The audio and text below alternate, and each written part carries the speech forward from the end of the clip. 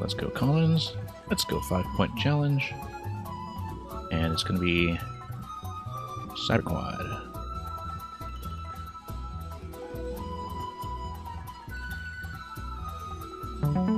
And we are in.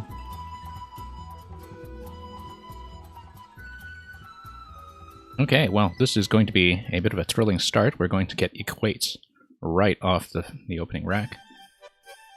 Unless there's anything else we want to look at. Now, here's the problem with this. This is 100 points. This is assuming that he doesn't put something like CO in front of it for co-equates, which I'm pretty sure is actually valid. But it's very hard to say no to having the Q in this position. Which makes me wonder if there's something that would be perhaps safer against an extension. I mean, it's a bit of a long shot. But let's just do it. If he knows it, he knows it. If not, we can either take it ourselves with a CO, or just start to block off by making some parallel plays using the hotspots up here.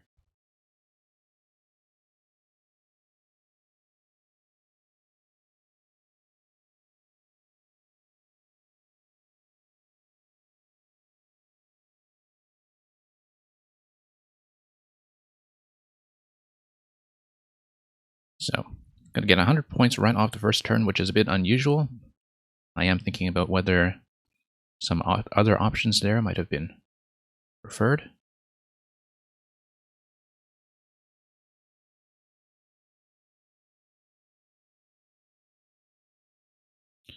But we'll see about that, and we'll see if there's anything we can do.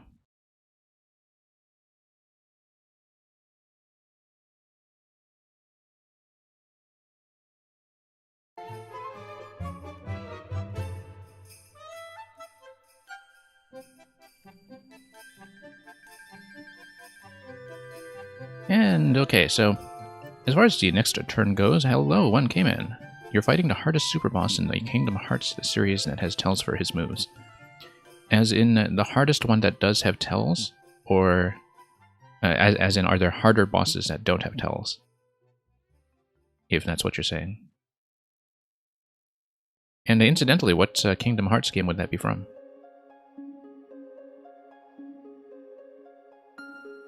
Anyway, currently on our rack, it is a little bit vowel heavy. ING is a good combination usually, but we don't have much to work with for the time being. It's better not to just hang on to the G for that. Much better to play something else that will perhaps shed some of the vowels, rebalance the rack, get us into a better position. Still thinking all this time about the CO extension. It's going to come in this position in front of equates. I don't know if there's something else that would fit in front of that. And that's something that will take some thought for sure.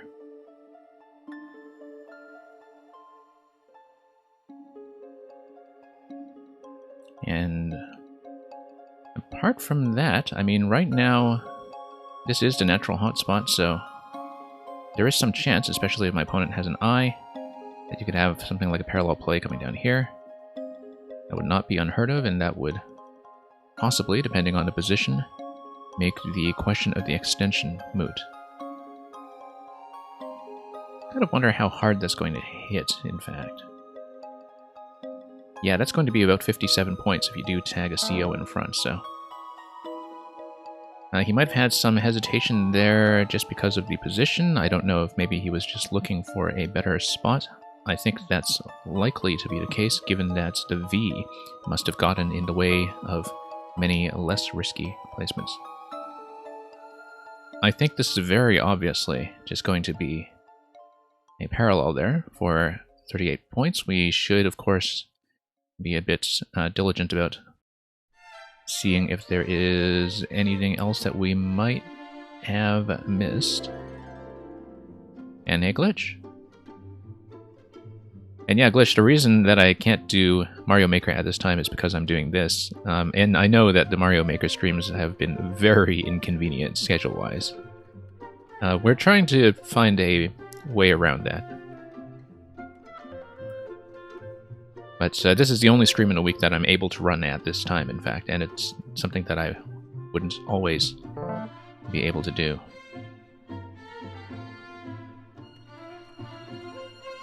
Okay, one of the first things we'll be looking at is the MEN ending.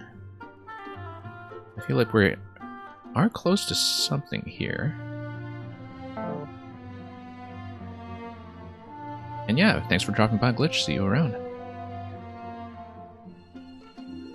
Yeah, one came in. I have to say that the sort of ordering of the Kingdom Hearts games is completely incomprehensible to me. Now, here's something very interesting. My opponent's going to play Kui, and he held CO in that play, and he just made a play for 24 points, which tells me he does not see this thing that you can do with putting CO in front of equate. Say, if I'm correct about that, which I think I am. Let's see what we can do here.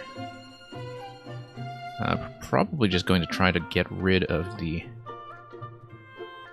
G sooner rather than later. And, you know, even just with a parallel like that, it's going to extend the board down slightly. And I feel like we should just be careful about seeing if there might have been a play that's available through the board. However, anything through the eye, for instance, would be fairly vowel heavy. And so that seems kind of unlikely, but it's always good to just take the time to look. Because this looks like a very familiar rack, and sometimes you just see something that makes you think we should be searching a little bit longer. I think the rebalancing the rack and opening up slightly is not too bad. Usually the advice is to keep the board fairly tightly closed if you are the player who is ahead by a decent margin.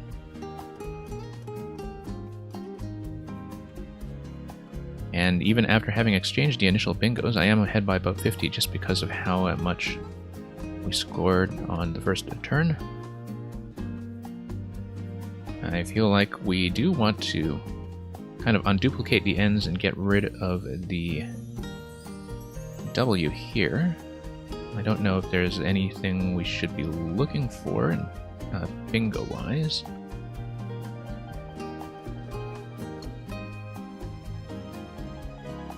But yeah, sometimes W can be a bit of an awkward tile when it comes to that, so...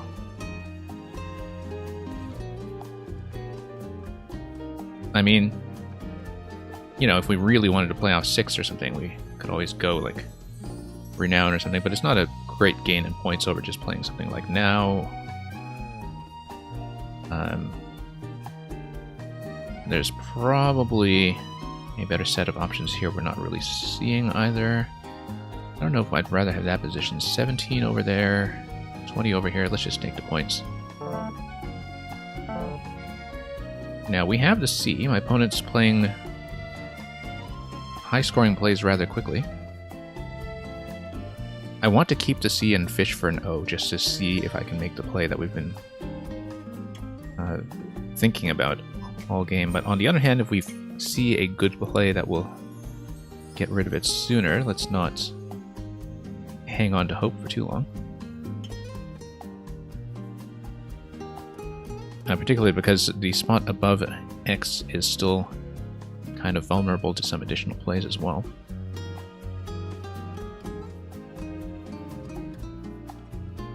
And yeah, a little bit heavy on some of the consonants right now, but if we can shed the W and some other things, we might be in a good place.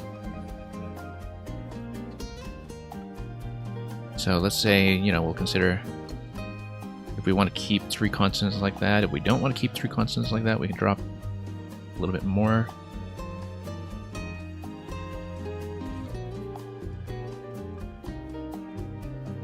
And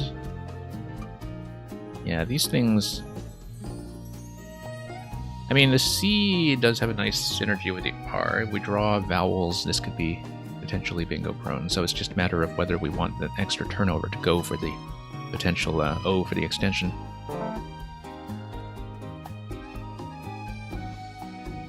This is almost certainly just going to be Vizier up here. It's the first thing that comes to mind. We are burning a bit of time on the clock. Okay, the spot is going to get blocked, so no Vizier for me up there.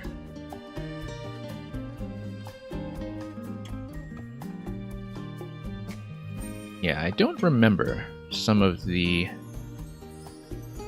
Collins three-letter words, unfortunately, which would tag in front of the EX.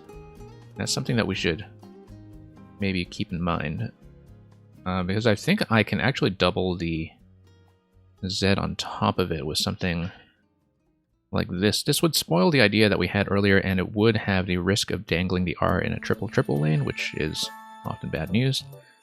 But it's very hard to turn down at 51 points like that. On the other hand, we still have that potential for a 50-point play above it if we are still trying to draw into something like co-equates, but in the meantime, I think we might want to take it and just kind of pray that you don't have a play through the R. This is a very dangerous thing to do, leaving an R in this position on a 9-timer lane. But the I here isn't going to be too vulnerable to big plays, and so I think we just take the points. And hey, Mang! Man, we finally finished a Grasshopper in last night's stream. We had a bit of a 4YMM alumni catch-up. And so I did finally manage to nail the second to last jump with that shell on the conveyor belt. So yeah, good to see you here. And hopefully we'll be doing more of those streams in the future where we just have a dedicated session for some of the levels from that community. Currently I'm looking at whether or not there are plays that will allow me to take the J down to this spot. I don't think I do this turn. But that's certainly something I'll be looking at. I mean, this is very volatile right now. It may just be a really dumb thing to do to have played in that position. And you watched the VOD? Okay, glad you enjoyed it. And thank you for the belated GG. Yeah, kind of a weird board in general right now in that... So the C, because it doesn't take any two-letter plays before it, is closed off to anything here. So the top left of the board doesn't open up unless there's some small play that goes to the C. It's much more likely for some kind of big play to come down here first, and otherwise the top left corner is right now kind of jammed up. Now you see this kind of stepladder formation down here? It means that unless you have an S going this way, or perhaps a Y, you have to remember that agon also goes to agony. These positions are also going to be closed off for a while, and so, you know, bottom right is kind of closed, and top left is kind of closed.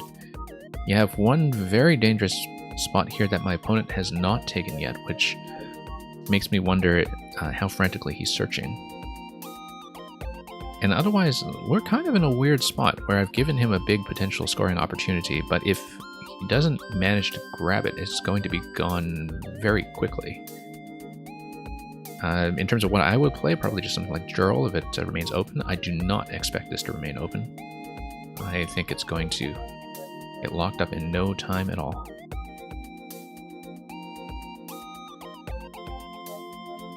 So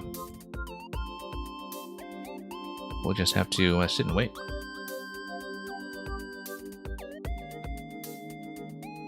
So yeah, I am playing in the dictionary that I don't know as well, the Collins International Dictionary, and so there are a few words here already that are specific to that.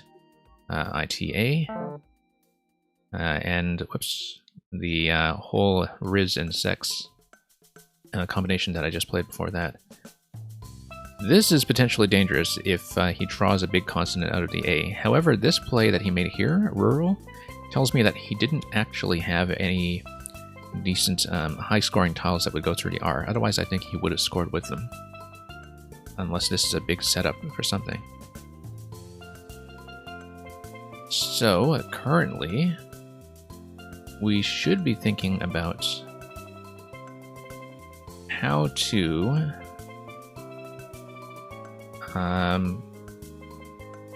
either take advantage of this spot down here or block it up with something, because there aren't many places to go. Rural, interestingly, does take an extension, rural lights or ruralisms or something like that. Unlikely that you would just spend an S on that, though. If we have anything coming down here, I would need to be in that position. There's nothing else that will go. So I might just do something like this. It does leave the J in a bit of an open position, but it does close off a lot of possibilities in that spot immediately to the left. I don't really like burning both of those E's with only 5 E's remaining in the bag. Don't see very many great alternatives, though. I think I just have to take the points and stay ahead at this point. And I have the O, which means that I can come across here with, you know, plays like that. This is Collins, so the letter A also goes down to J. Oh, okay, and I got punished for that. Okay, that happens. And now it's kind of a tie game, almost. So, yeah, kind of a bad idea to open up like that, then.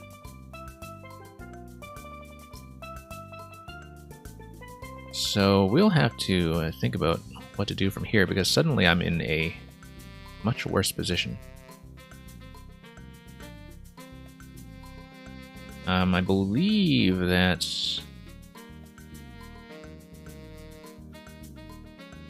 JAI is good in this lexicon, but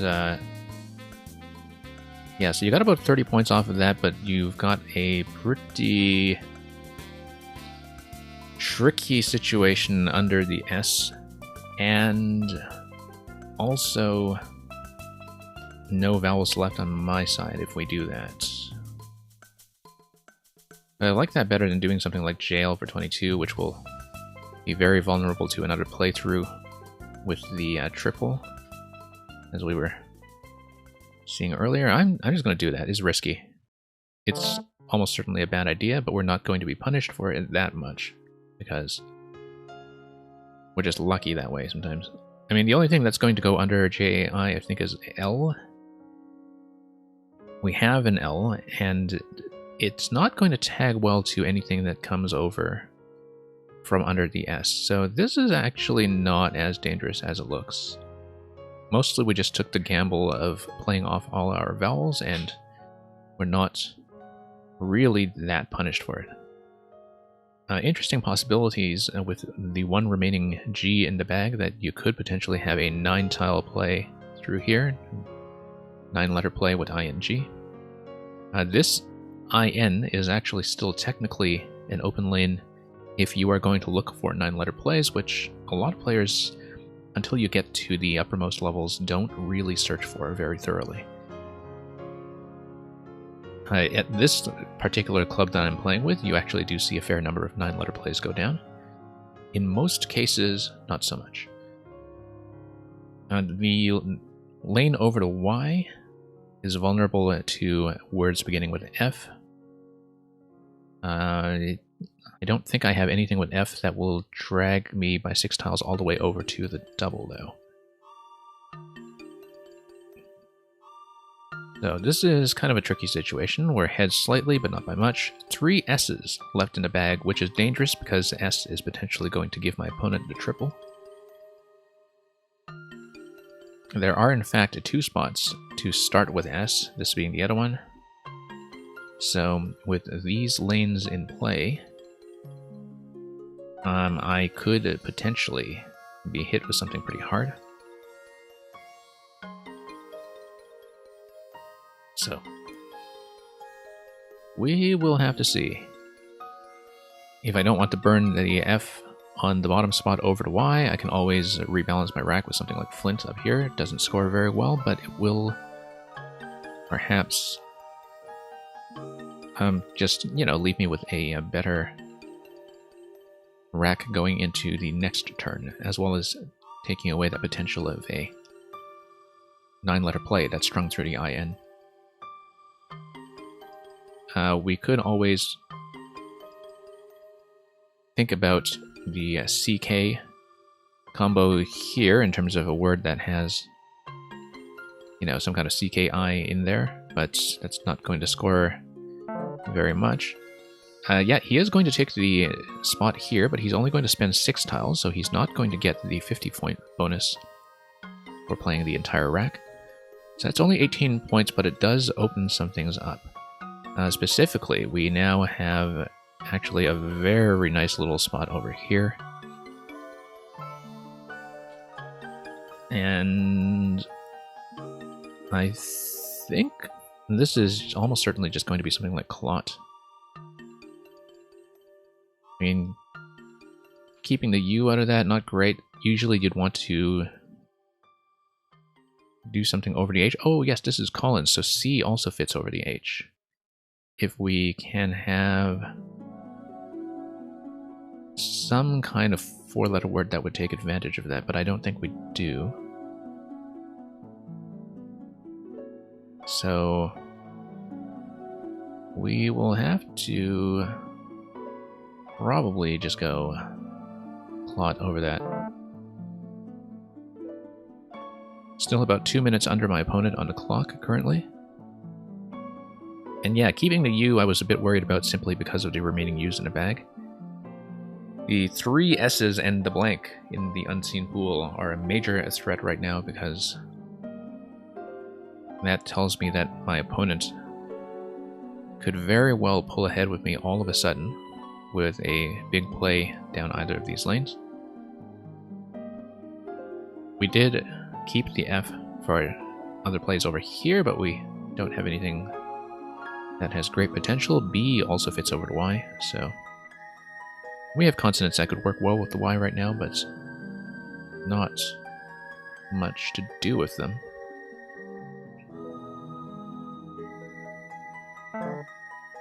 Okay.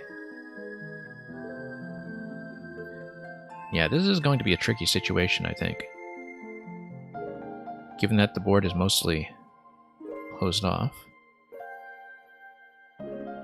And, you know, you have a pretty weird situation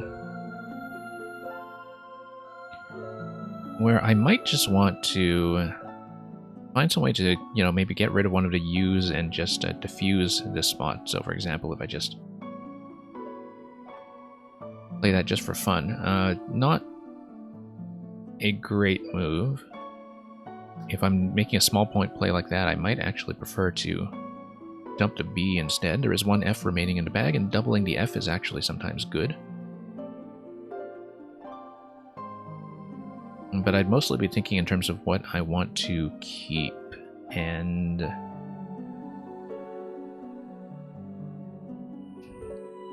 yeah, we'll have to think about this for just a second here. I think Fob is actually good if we want to play off both of those, and then we would probably have the best leave coming out of that. I don't know if FY takes an S on the bottom. I don't think it does, but I may be wrong, and so that's a consideration as well. That's depending on whether you play FY there or BY there, it is going to affect which tiles can be played underneath.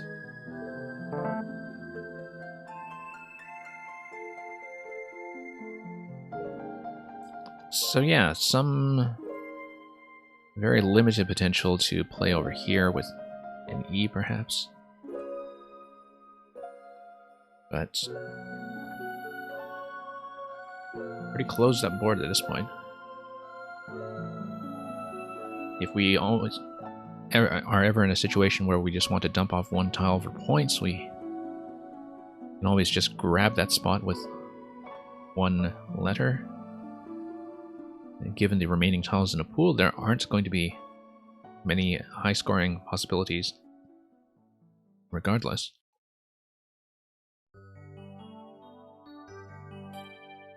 So yeah, given SSS blank, I'm fairly certain at this point, with only 15 tiles in the bag, that my opponent is holding at least some of those.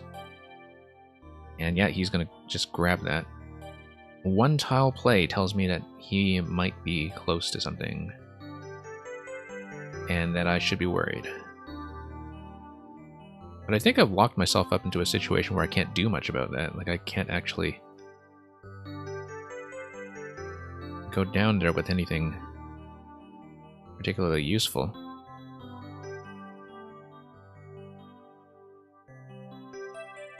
So,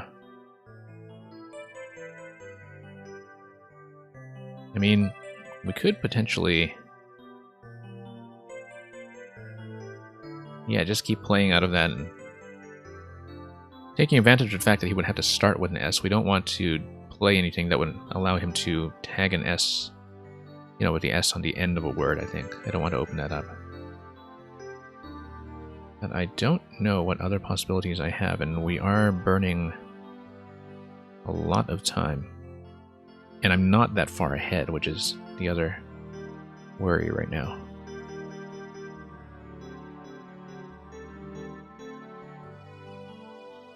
So let's see what we can do with this position. This is actually a really tough spot to be in.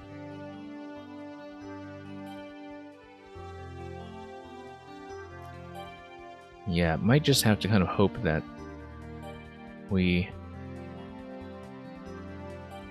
don't get into too much trouble.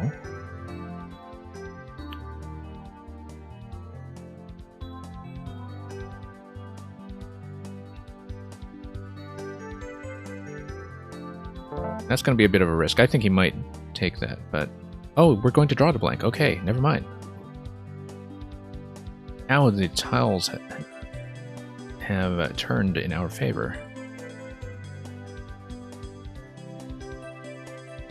And because my opponent has the other two S's, but if we just rebalance this rack, suddenly we're in really good shape.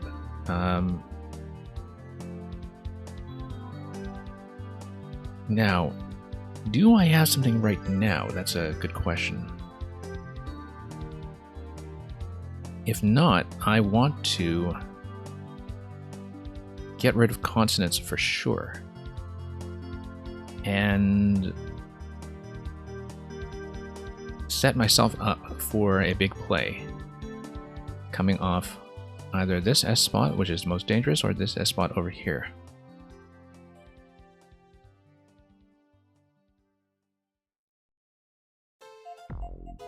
And I don't want to burn too much time on this because I will need to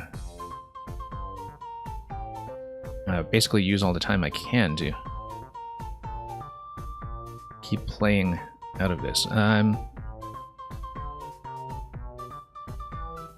don't know if I want to burn the H, given that SH goes together quite well.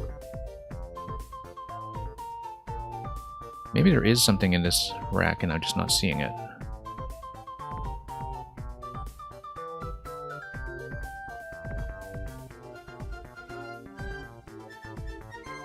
And R potentially fits under here, but we don't have anything to take advantage of that right now. One tile play would really threaten my opponent in terms of showing him that I'm close to something.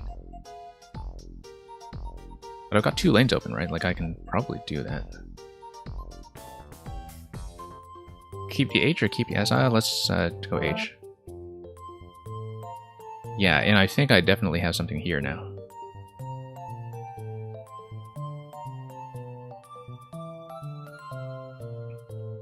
I think so, anyway.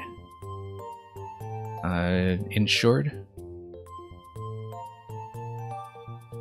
But if he blocks this spot, insured won't do much for me.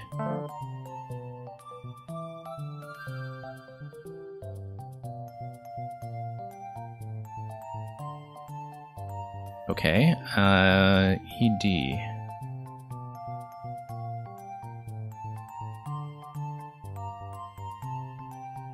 Still looking at this location here to see if I can do anything.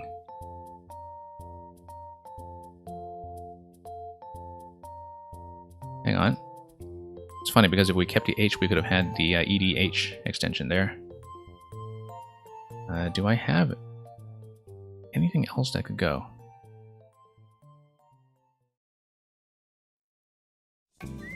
ING ending? I don't know.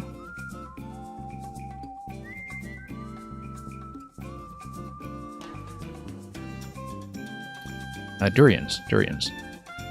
Let's go. Assuming ED actually takes an S. I don't remember in this lexicon if it does. Or editors and such. I think so, actually. I think that was even added to the North American lexicon a few revisions ago. There's probably something better in there, but I didn't have time to really look for it properly. Oh, look at that. My opponent actually has some pretty good stuff as well. Let's, I believe it's Misstate and Mateus.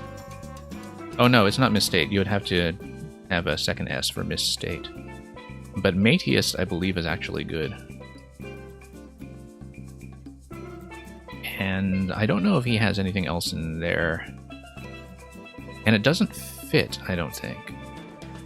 He can't play it. Unless there's a spot that I'm missing. So yeah, this was kind of extremely risky because I could very well have lost to a comeback play right in that moment.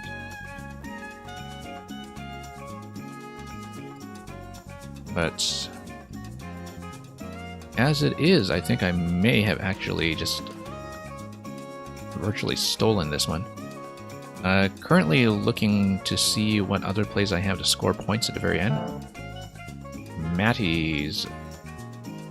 I'm going to challenge, of course. It's good. And he's going to win. Okay.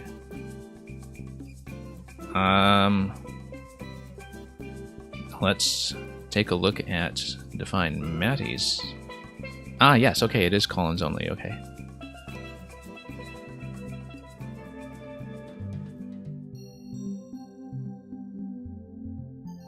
Yeah, big shootout at the very end there.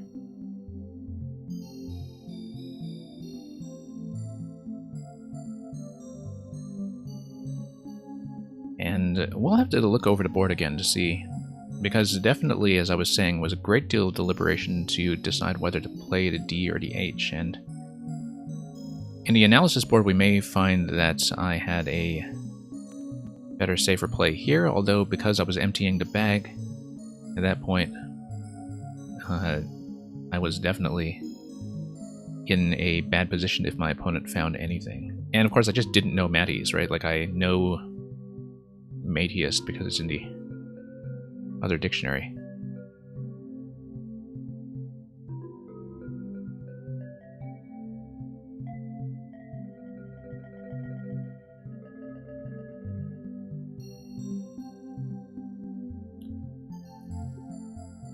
And yeah, we'll have to look up the turn before to see whether I missed anything with the H. I am just doing a post-game chat with my opponent right now.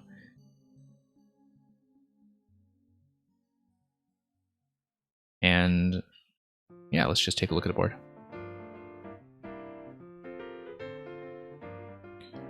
Just going to be a fairly quick scan of the board, because we don't know how much time I'll have until the next round, and so we don't want to get too stuck in the analysis. And the other thing too, of course, even with equated as opposed to equates, it would still take the CO in front.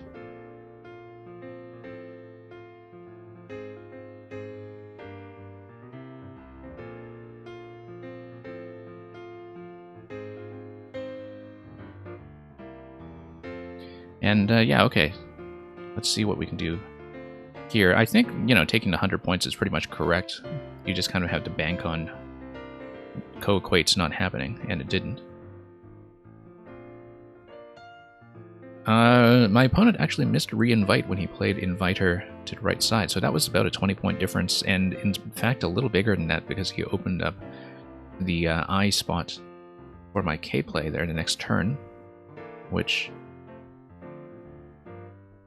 was, I think, definitely a relative miss on his part in terms of finding the best play. But these things happen, sometimes you get a bit of a tunnel vision for one word over the other, even though one word, like inviters, really does kind of suggest that you should look at something like that. But I would imagine that he was kind of fumbling for a bit with the V. Yeah, it was going to be either KO or KI. I was mostly keeping the O in case I could do co-equates. I don't think I knew Iking. And Iking is also Collins only because it's Scots. I did think of evoking, but I was not going to keep one vowel out of that at this stage in the game. And yeah, look at that. Co-equates is the best play here by a very long shot. Kui is a decent second place play, but not when this is available. Like this pretty much showed me right there that he didn't see the bigger play. And it does have a decent leave, I guess, but you can tell from the evaluator that they're about 30 points apart, just like they are when in terms of the face value of the play. I did miss something. Argemone, which I don't think I knew. And it is also only in the Collins Dictionary, and it is a plant of the prickly poppy genus. Nothing else that we could really do with it there, though. Nothing that would score, 67 points like this did. The thing I ultimately picked was Gem, which is really far down when it comes to what the engine was picking up on. Something like Minge would have been nice. I would not have liked the position of Genome here. The ER leave is very good, but the O spot is pretty rough, and I think at that point I was still kind of, banking on keeping the O, even with the unlikelihood of drawing the second C.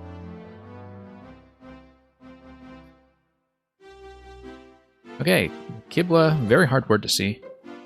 It is a very useful one to know because it's one of the really good ones that has the Q without the U.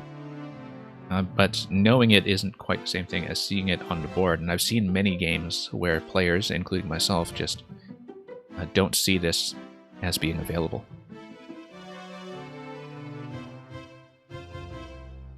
Looking at that parallel was the right idea. I was looking at that spot and ultimately went with now. And I still am happy with now. I think it did keep some pretty decent tiles. And you can see in terms of the engine evaluation that, even if it scores 7 points less, it's worth about the same when it comes to being an investment in future turns. Taxi would have been really kind of fancy. Or even just the XI under there. I kind of wonder if he was mainly thinking, well, let's see, what was the play? Yeah, it was XI. That's right. I guess Taxi, he might have thought was not worth the extra 2 points for the danger of opening up to triple. It's kind of true that the analyzer on the side that you see here does not consider positioning.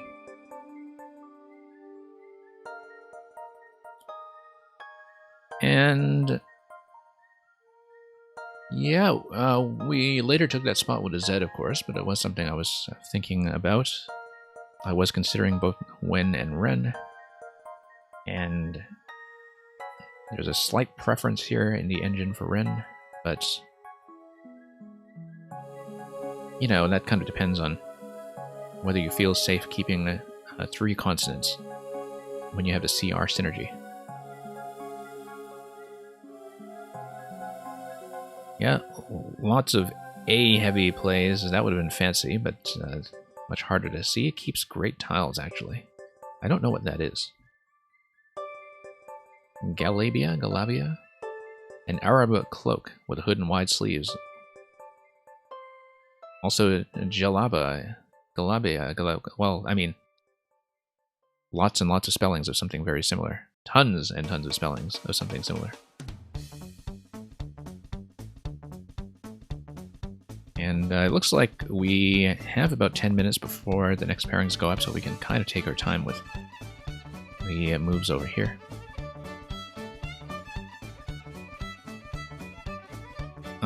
Yeah, this was clearly highest scoring. The R, of course, is the massive risk that I was describing earlier, and we were very glad to see that my opponent did not manage to capitalize. I probably would not have done something like that. Zinc kick is kind of nice. Definitely gets rid of some of the tile issues over there.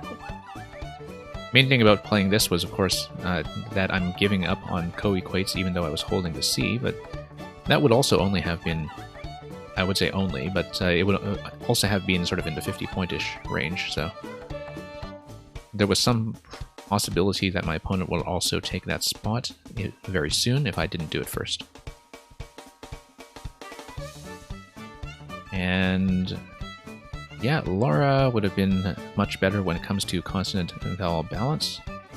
Rural, which my opponent actually played on a lower position, keeps 2 vowels, but it's still a pretty decent leave. I think if he'd seen this, he probably would have preferred it, though. That would be my guess. Although maybe at that point, the interesting thing is that, yeah, I kind of correctly guessed that he didn't have any high-scoring consonants. Or he would have just played them this turn, so I wasn't feeling too threatened by this spot here, although it was certainly going to be a concern. G in either spot here, yeah, I was mainly looking at this spot because I didn't want to deal with A extensions as well as high-scoring parallels to the J.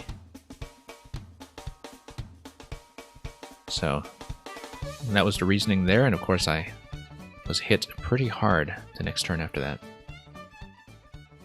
Saltery, absolutely the best play. 97 points. Very good on my opponent's part to actually see that. Interesting thing about Saltery is that I think it actually takes the letter P in front. Not that it would apply to any of the positions here. So, but if you had Saltery kind of dangling in some kind of open area, tagging the P in front would be really fancy and unexpected. Oh, look at that. A 9-letter play through to KI streakily. It looks very fancy, doesn't score very much. This is clearly best. But it's always fun to see the 9-letter plays that are available. And, you know, I keep forgetting about ST. Because ST is something that is specific to the Collins Dictionary, and if I had remembered ST, I would definitely have taken it over playing the O, given that I did not really want to leave myself with 0 vowels. And ST is also safer against any additional plays that's come down there. So, yeah, definitely a bit of a miss when it comes to board vision in terms of missing ST as a possibility.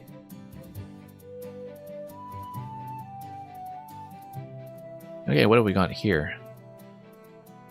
Hoeing, Biggin, Bighorn. What did my opponent ultimately come up with? Biggeroon, I doubt he would have taken that position. Ah yes, and that's where he played Honoring, which he must have known would be a bit dangerous in terms of how it opens this consonant combination.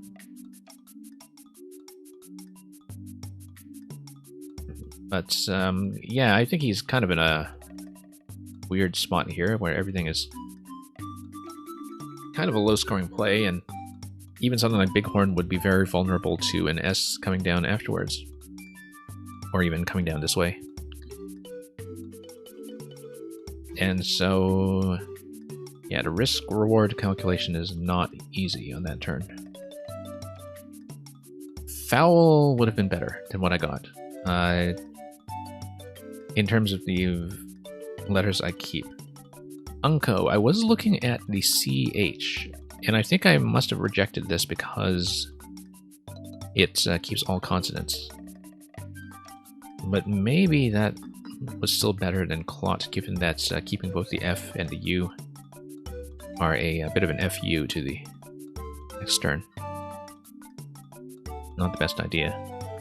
So yeah, I mean, I should have thought harder about plays that would use the U, because with the Q already on the board from the first turn of the game, not much reason to keep the U.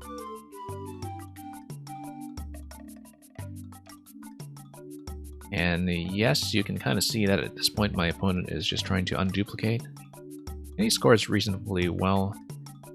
I think unduplicating the S would have been decent here too. Keeping SS is not as good as it looks. The S is a very powerful tile, but when you are stuck with both of them, you get into some pretty awkward spots sometimes. In terms of feeling like you're close to something and that you don't have a good way to get to a good play in one step.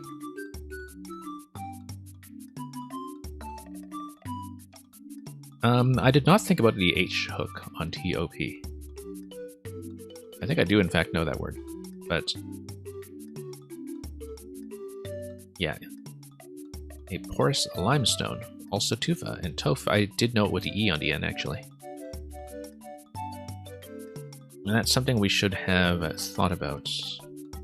But I was really mostly thinking about TOP taking an E, and didn't really think about the possibilities opened by the H, so really a bad miss over there because, you know, this is a play, I guess, but it doesn't do much for me.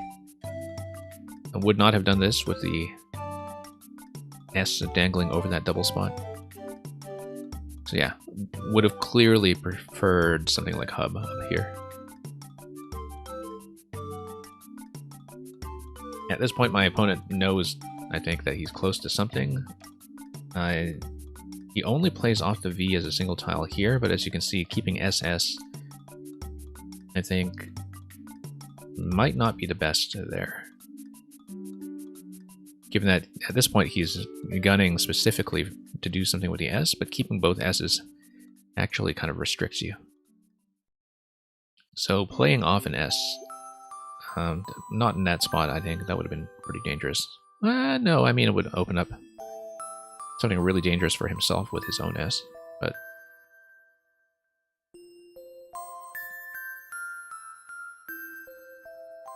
Okay, do we have anything useful here? Once again, missing the H spot. If you don't see it, you don't see it, so... Big Ha. The leave off of that play on my rack looks absolutely terrible. I don't think I would have done this anyway, but that's a good word to know, perhaps. It's an Indian land measure.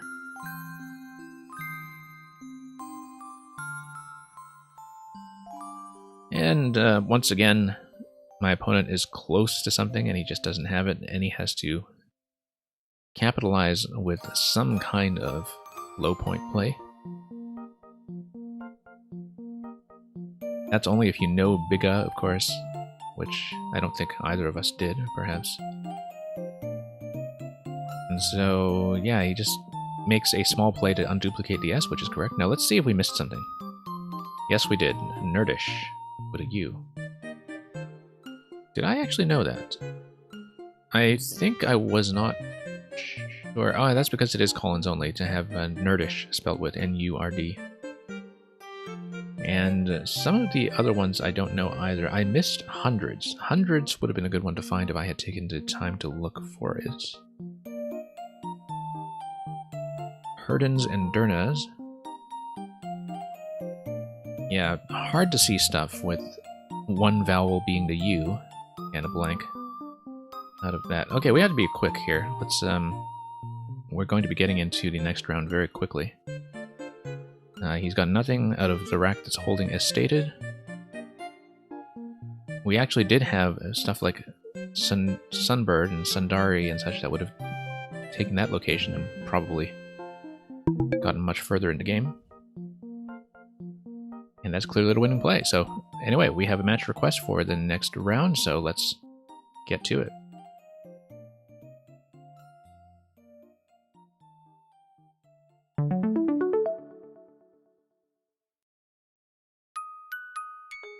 Okay, this game is going to be against Noah, who is kind of a terrifying player sometimes, actually. He's a very, very good. And he will be going first in this game. And yeah, it's I wanted to say it's been a while since I played him, but I think we did have one game recently that was... I'm trying to remember if it would have been on stream, and I don't think it's so. But anyway, here's Zonal for 48. That's going to be a pretty big start right off the bat. I'm going to see if there's anything that we can do through the O or out of the Z or anything like that. You know, something like that. 30 points. I don't know if I want to burn the E like that. Something like calf is not too bad. Let's take it. I think it's probably better to be taking the parallel spots, but let's leave it open.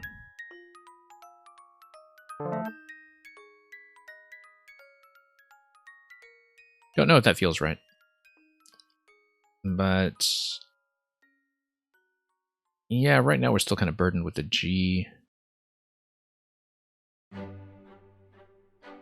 mean, we had two spots that were roughly equivalent in terms of scoring, and it's just a matter of what kind of risk we want to leave.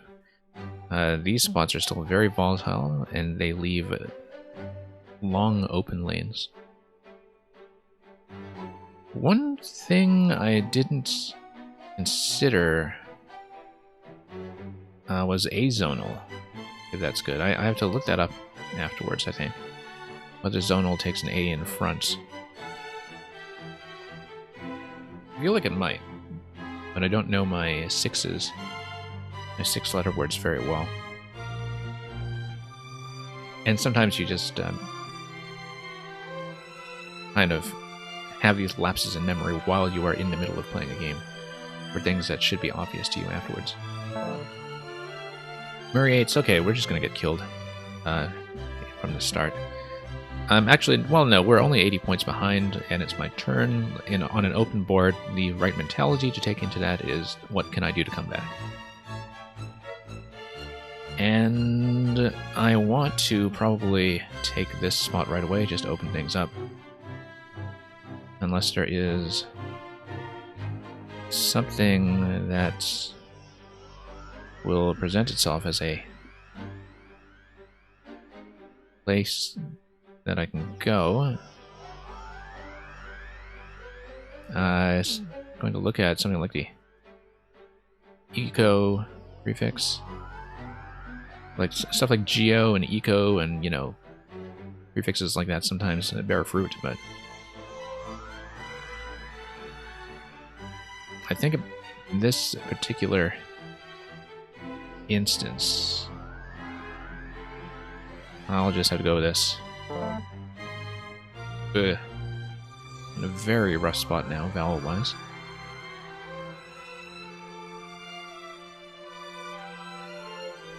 Yeah, we definitely need to dump a lot of this stuff.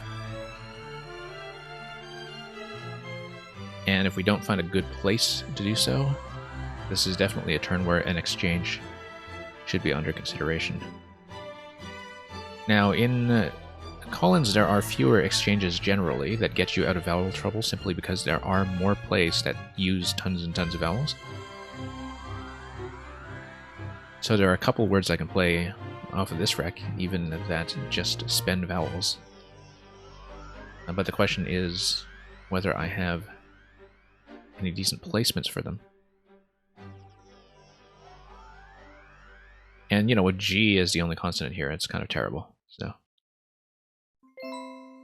but currently, the bag is kind of tilted in favor of consonants. If you can see that there are 28 vowels, 44 consonants. So if we just manage to make a good vowel-heavy play that is not too terrible, there's some possibility that things will just rebalance themselves. So that's how we should be thinking about it. Just looking at stuff like, you know, EAU, or there's a bunch of stuff in Collins like AUA and AUE, etc. that look like total nonsense, but there's also stuff like ARIA, but keeping GIU I think is kind of terrible. If we're going to play off vowels, that's not really the way to do it. There's stuff like this is not too bad, except it doesn't score much, and it, you know, positionally is kind of terrible, I think.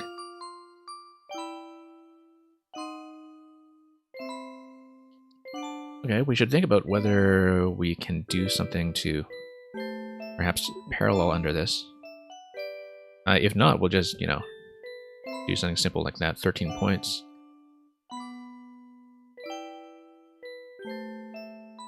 I mean, not quite as good in terms of dumping as something like this, but I think positionally that's not what I want. I want the R to remain open for a potential comeback lane. And I don't want to create this situation where Ure kind of locks down to right side while letting my opponent have a counterplay on the left side. So I think this is... wait, 13 points is there. This is better. 14 points here. And doesn't expose the triple. Yeah, let's do it.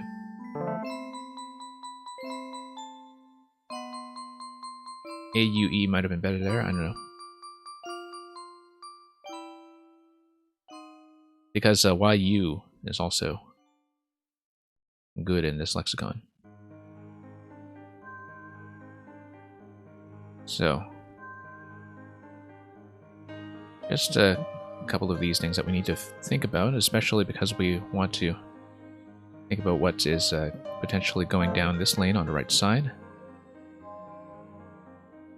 Okay, so he's going to start closing up, playing parallels like that, because as the player who's ahead, he doesn't want me to play through open lanes. Is OB?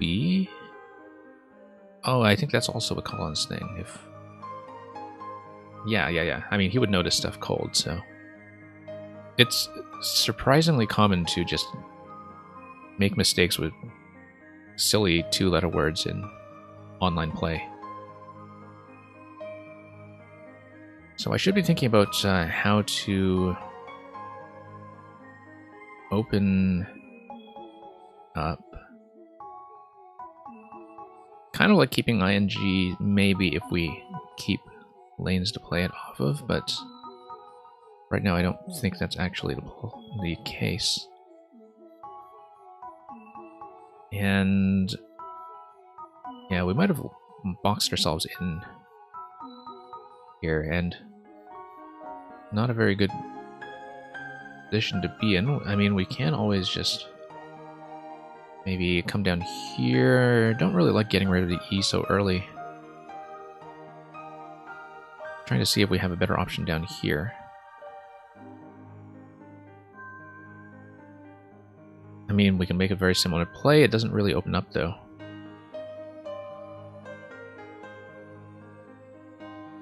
However, playing up here does start to open up this area again.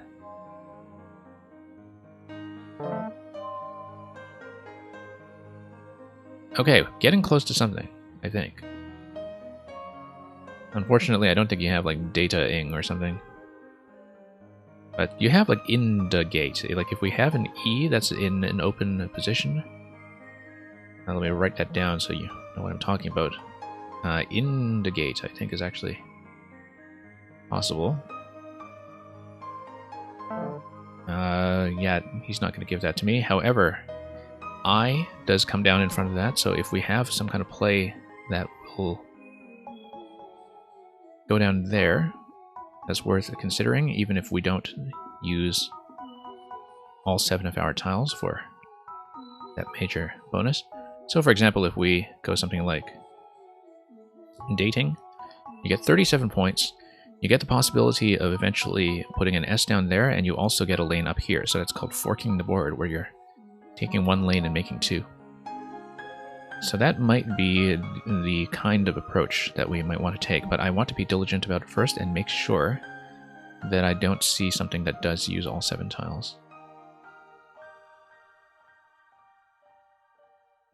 Yeah, I don't think I'm going to do much better than this, to be honest. Strategically, it feels right. Okay, drew an S, which is going to be good.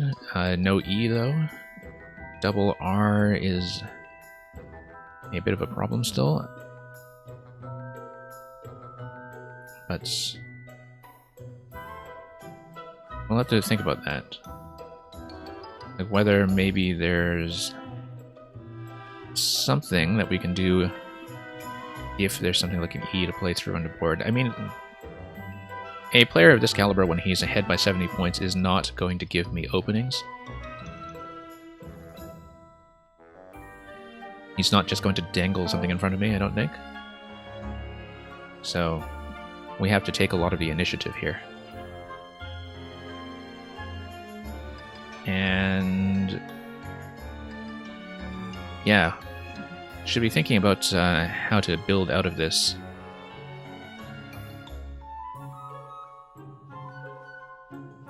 And that's going to be a spot, I think, where we want to think about our priority as opening up more positions. Because we currently have this lane, we have this lane. This corner is slightly locked up, I think. I mean, there is... I think EAU actually does take S in Collins, so we do have some S potential down here, but it's better to open that up further if we can. So, you know, if we... even something like Rock doesn't score much, but it does open up quite a bit, because UR will take something like D on the end.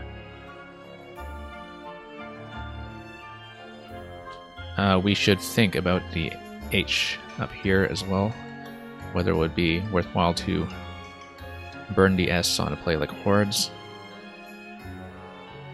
I would like to keep the S if I can do it, but it scores so much more than the nearest to play that I might have to do it, because it does open up the board by quite a bit. Yeah, if I had some way to get to that location without spending the S, I would have preferred that, but keeping CR is not too bad.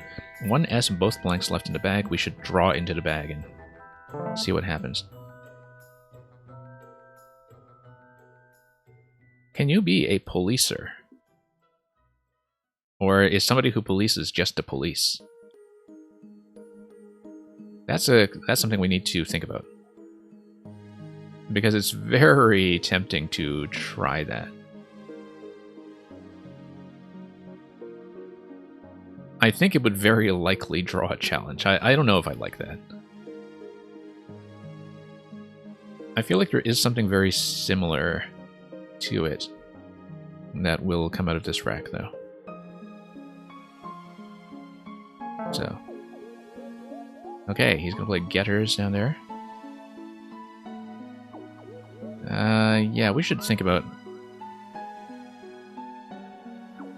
some of our other possibilities. I don't know if I'm comfortable trying Policer, it just doesn't sound right.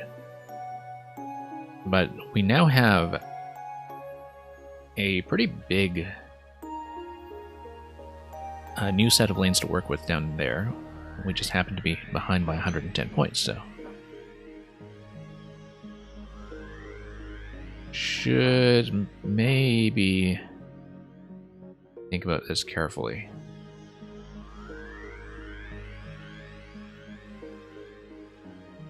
On the other hand, we have if we want to try Policer, we have an even better spot for it now.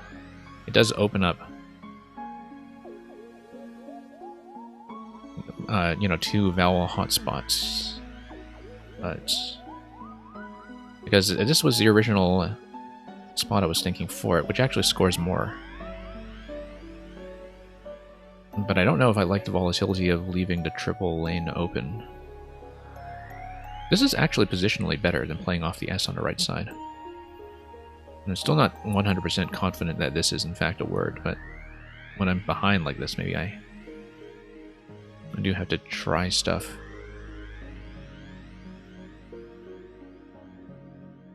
$86 points there with a lot of comeback spots. I actually do want to take this, I think.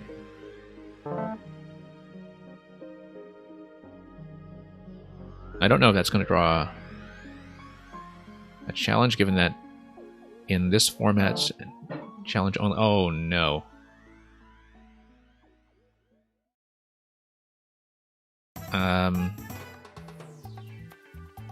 That's got to be a Collins thing, because that's usually, like, in the North American dictionary, that's trainers, retrains, terrains. But this is something he knows 100%, though. Like, he's not going to try something like that. That is that high probability, just on the assumption that I don't know it. So... yeah, I guess I should not have underestimated the possibility that he would get that spot. So yeah, maybe I just thought about that the whole... that's just the wrong way. I mean, it's I think, a definite blunder here to play Policer on the left instead of the right. But on the other hand, leaving the volatile position open was theoretically to my advantage. I mean, I didn't know he would just draw that immediately out of getters. So we'll have to kind of think about how to recover from that. I think this is likely to be a lost game at this point. Currently just thinking about whether I have any plays down here, particularly anything that would allow me to dump some of the eyes. But eye doesn't really go neatly in front of any of those positions. Also anything that would be like a Y play coming down here. Yeah, I don't like either of these situations. The eyes are absolutely killing me on this rack because they just don't play at all down here. I mean, I place in front of the O, but...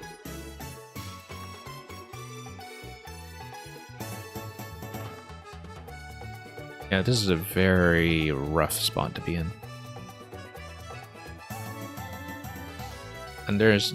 unless, you know, I might just have to make a small play like that and set up to do something like YON on top of that next turn, or perhaps something else, but you know. 16 tiles left in the bag, 1 blank, 1 X. VVUU in the bag is not looking very auspicious. And of course now we have the high priority problem of getting rid of the Q, which is going to be a bit of a pickle in its own right. So, yeah, he's just going to take that directly. I think this is very obviously what I have to do. It opens up the bottom, big deal. We need to do it. And it is going to give me the other blank.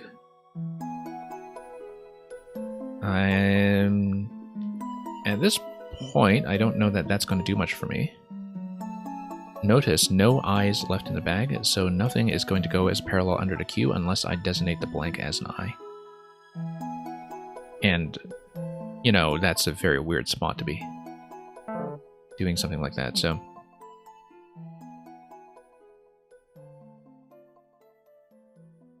okay, 8 tiles left in the bag. Forgery. No. Because we are still 1 tile off from something. I'm still looking at this spot here, and the first thing I saw was forgery, but the thing is we still have an extra E to play if we have something like that. But that's probably the best lane that's still available to us at this point. And I need to get rid of some of this clunk for sure.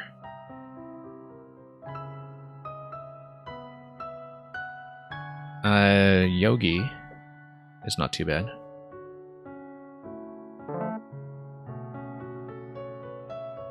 Yeah, J is not going to be too helpful for me here, and except, you know, maybe if I designate blank as an A, VEHM. Feels like it's the kind of, it's definitely a Collins-only word, and I don't really know it, but it's also not something I would challenge.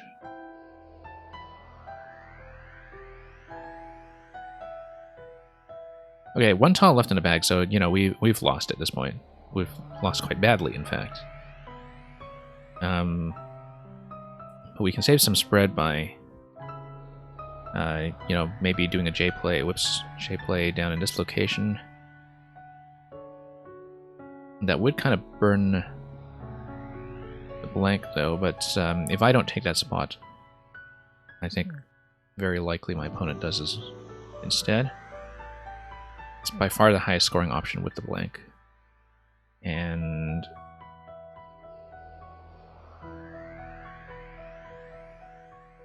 yeah, it's one of those situations where, you know, we're losing by so much that we might just want to get the game over with. Still looking at potential I plays down there, but the priority at this point should be to get rid of the J. And so I think that's going to be... Oh, you know what? I think JOR is good in Collins. I know it was JOL and... Actually, no, that's much better. We keep the blank. That... Like I said, still not really confident in my standard words, like the ones that everybody needs to know when it comes to this dictionary.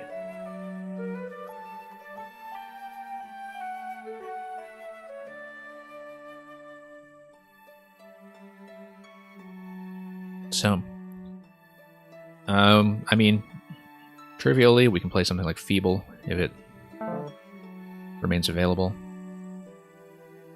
So we do definitely have an out. The question is whether there's something better we can do, like with an ABLE ending or something, or Belief, which is a way to do that anywhere. I think it's just going to be Feeble, and then we'll designate the blank as something else.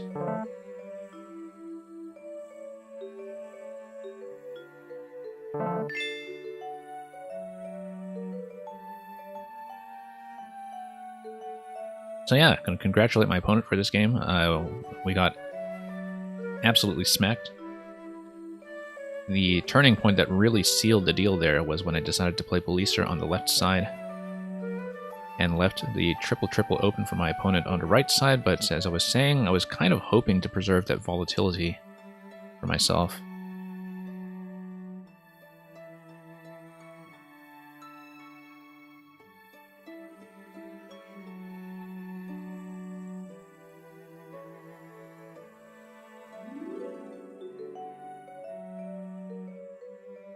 Anyway, just going to exchange a few pleasantries with my opponent, and we'll just get right into the analysis board and see if this is going to reveal anything interesting. And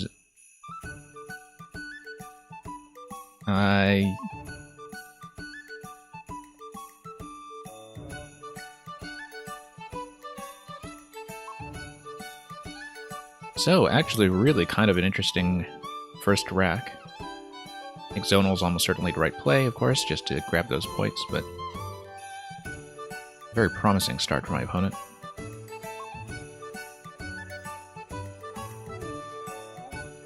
And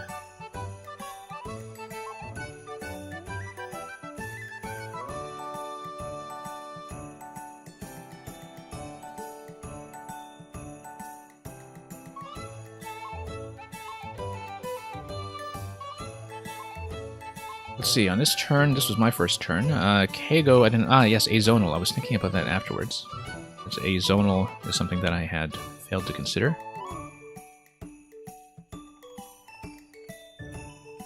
So, yeah, because I saw azonal, I think, pretty much immediately after I played, and so it definitely scores quite a bit more to be doing that as opposed to any of the sort of 30-ish point parallels I was thinking about. Not that much more, but it's more flexible, I think, when it comes to how I can use that spot and which consonants I am allowed to spend. Yeah, Muriates immediately. Scimitar, I don't think I know Scimitar. I am pretty sure it's Collins only because I would have seen those tiles before in the other dictionary in NWL if it were in fact there. Let's define that. Oh, okay, it's just a different spelling of scimitar.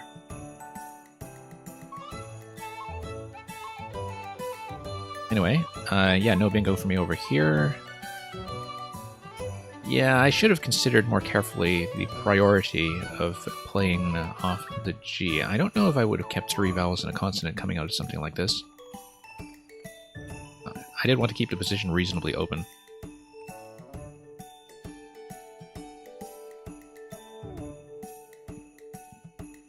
And yeah, I mean, something like Ogle would almost certainly have been better. C is just a much better bingo tile to work with than the G. Tweety. Ooh, that's kind of an interesting double fit over there. Lots of different possibilities.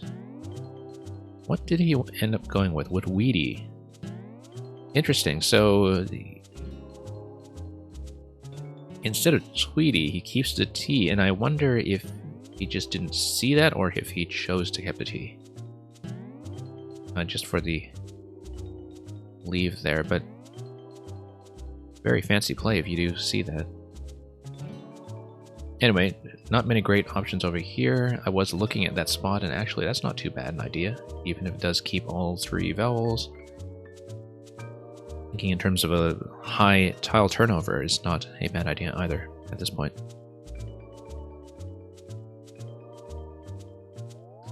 Okay. What have we got here? At this point, I think he is trying to close up. He does ultimately play in this position up here.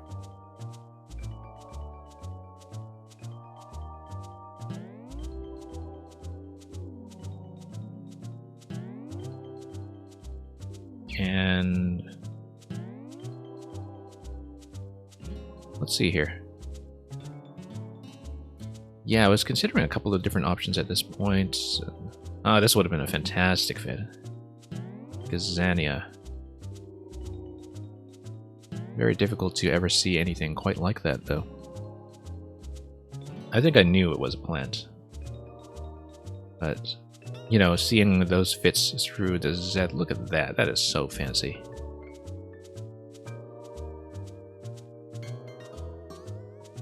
And, yeah, just one of those Hebrew loanwords that I don't know. What did I end up doing? This was...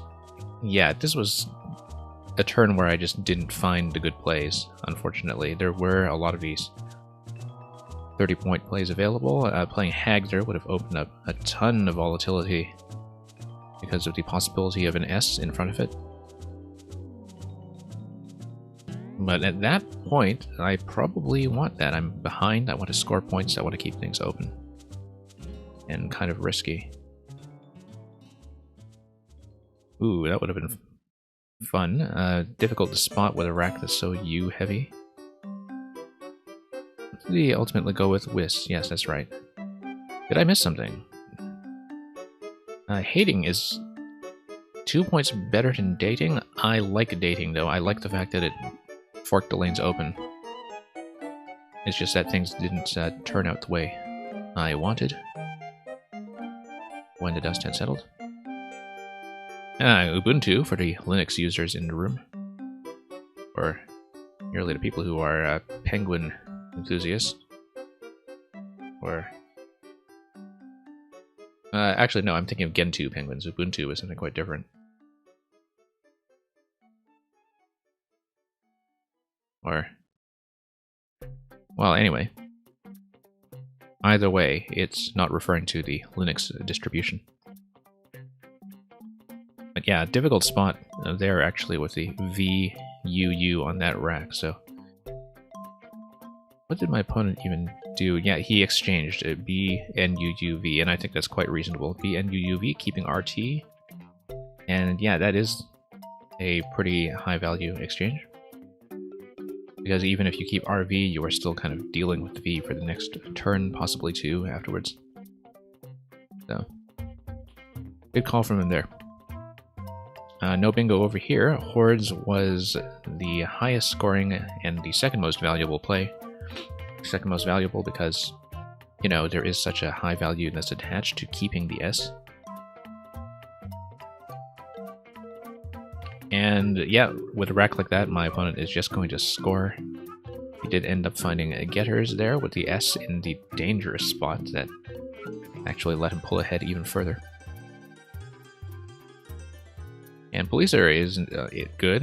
We would have known otherwise, I think, at the end of that game, and also because my opponent knew it confidently enough to not challenge. But yeah, I took 89 points over 86 points. I forgot to list this as post-game. But yeah, we took 89 points over 86 points. And that ended up being a bit rough at the time. I was worried about parallels in these spots. And I was thinking with a 3-point difference, okay, I may as well just keep things open and nice and wild on the right side, because if I were to draw to another bingo afterwards, I hoped, have more possibilities on the right side of the board than through here, but I don't know if that was the right mindset to take into that, given that my opponent was likely to take the triple with something if it was open on the right column. Anyway, a rack like this, my opponent is just guaranteed something anyway, and it just so happened that he had Transire for 122, which we should define, because this is definitely Collins only, as I know all the anagrams in the other book. And that is Latin for a customs warrant. But yeah, even in the absence of that, you have so many choices. And if I had placed a Policer on the right side, the lanes would have been open for something like Trainer on the left, so... Mostly just got punished in that position. Terrible rack for me here. Maybe I should have considered a play like that, given the need to deal with the eyes. I would not have wanted to keep double I, even with those points. I was thinking about setting up for Yoni on the left side. Yeah, I mean, I guess at this point I'm behind by enough that tiny little rack managing plays like that are really not doing anything for me on that turn. But stuff like that is often a very hard call, I think. Yeah, at this point, I think... Was this the turn that he played off the X? He just played that off. Interesting that he kept UU. So, I think that's partly, at least, to just... Well, it's not closing off the position, because you can see that he actually created the Q spot for me over there. I wonder about the thinking behind this. I think it is to close off the E lane, mostly, actually. And if you wanted to play the X in a position that closes off the E lane, that's the best way to do it. Because that's one of the bigger threats to a counterplay. This is going to be the obvious move, nothing to look at there. Yeah, I'm not going to keep the Q on a turn like that. Particularly after exhausting the eyes in the bag. Novum, Ovum... Yeah, a couple of things to look at, but ultimately he's going to go UVA down in Bottom spot. I'd forgotten about the U hook over there for Lieu. L-I-E-U.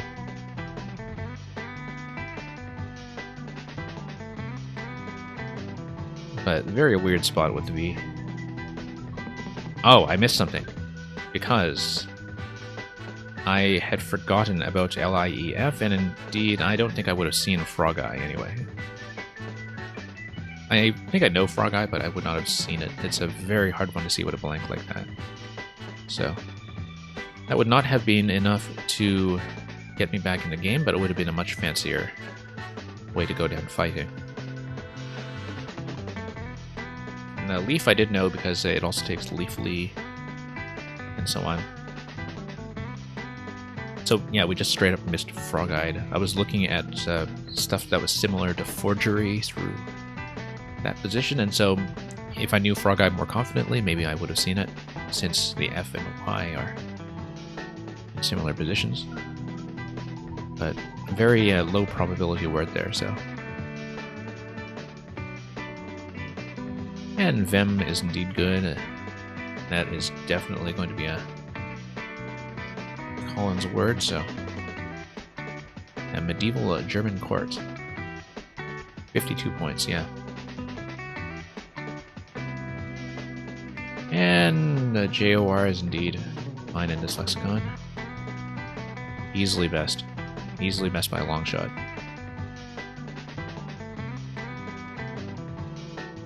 Huh, interesting. Pruto. At this point, as the person holding the blank, I'm almost certain to spend my remaining tiles, so it's just a matter of looking for decently scoring plays, and he actually finds the highest scoring play by face value. TOYT over there. Highest scoring in face value, but because he's keeping the P on his rack, it's 1 point down in terms of the total evaluation from some of the other alternatives, but still very nice to find just the highest scoring play overall, especially when he's gunning for a score over 500, and at that point just kind of pulling the total score up. So slightly lower in spread, but at that point I think you just take the score and run your records up. Feeble and Feebly, once again I just totally zoned out on the F hook. It's a hard one to see. At the end of Lie, I was mostly looking at stuff like N and S. I was not considering tiles like F and U and the other things that may go there. I think that's it. And yeah, lots of stuff that I should have considered there that I ultimately just didn't see. But we took Feeble in the other spot instead, and it's going to score much less.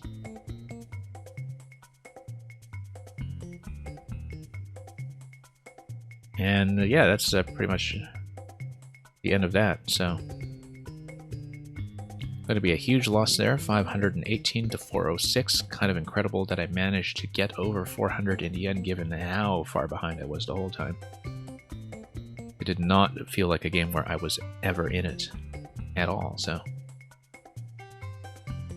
We may have a few minutes remaining before the next set of pairings, so we can see back in the lobby if there's anything still going on in terms of the other games in this group.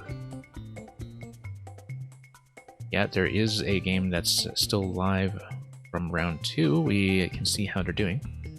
So this is in the dictionary that's more familiar to me.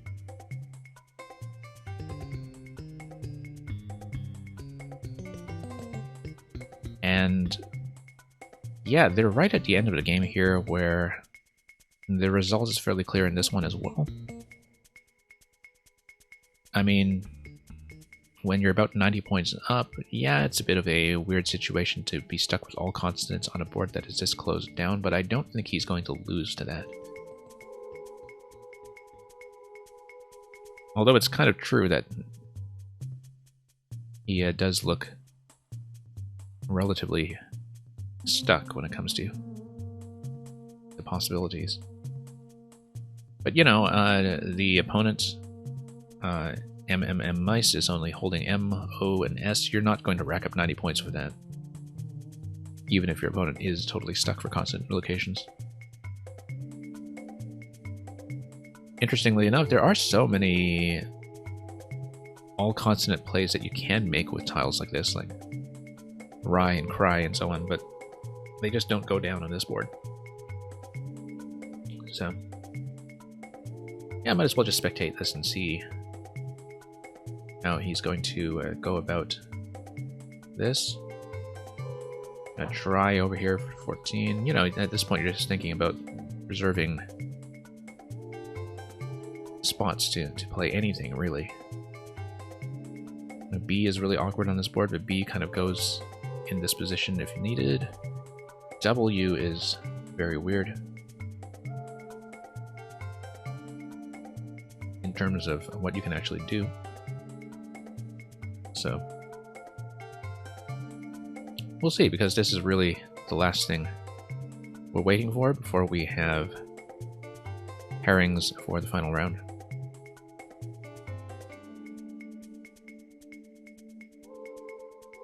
And in terms of his opponent, who has MOS, so yeah, you can see he's actually gone over time, so that's going to be a 10-point penalty. And he can only go up to a minute overtime. So yeah, he's just going to start playing off tiles. And that's going to be over.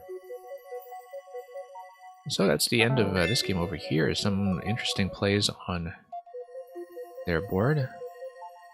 Some interesting interactions, actually, like seeing Gorditas with a big X follow-up on the bottom corner. Telegram, pretty nice find going into the M in Motel up top.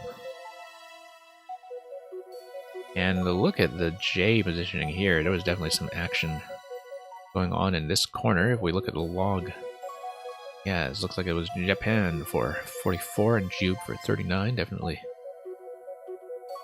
A couple of high-scoring exchanges that just kind of narrowed down to a board with way too many consonants at the end. So I guess we will wait to see who we are playing in the final round. So let's head back to the lobby. And yeah, so far today, what am I sitting at? Am I actually sitting on 2 straight losses so far? Yes, I think so. Yeah, 2 straight losses so far, because I had that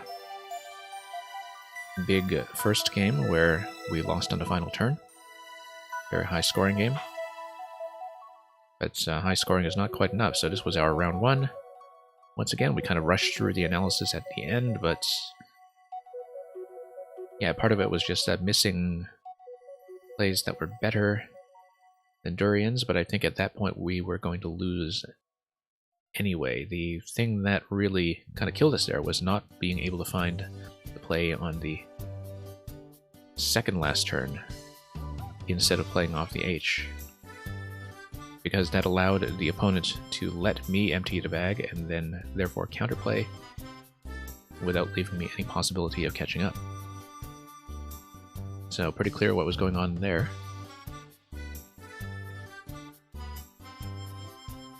And yeah, we'll just wait for the round 3 announcements. Don't know who else in our group is sitting on 2 losses today, but it will likely be whoever's also kind of on a record like that.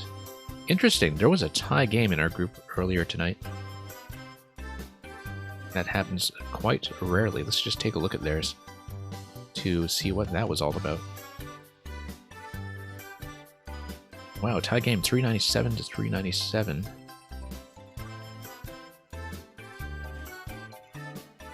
Might as well go through the examiner board to see what was going on here and whether there was just a missed play at the end or something. And no, I think this was... Oh yeah, that was just a final rack. Okay. So I don't know if it could have done anything differently in that endgame. It might be an interesting endgame to look at afterwards to see if there was a win that was possible, but it looks like in the final sequence that we're already finding some plays that were pretty close to optimal. So we're going to have pairings up for the next round in the next 5 minutes or so, so we might as well just kind of step through what's going on in their endgame here, given that they are tied even a few moves from the end, and consistently finding some pretty good scoring moves, actually. It's just that they were in a really tricky situation going to the end.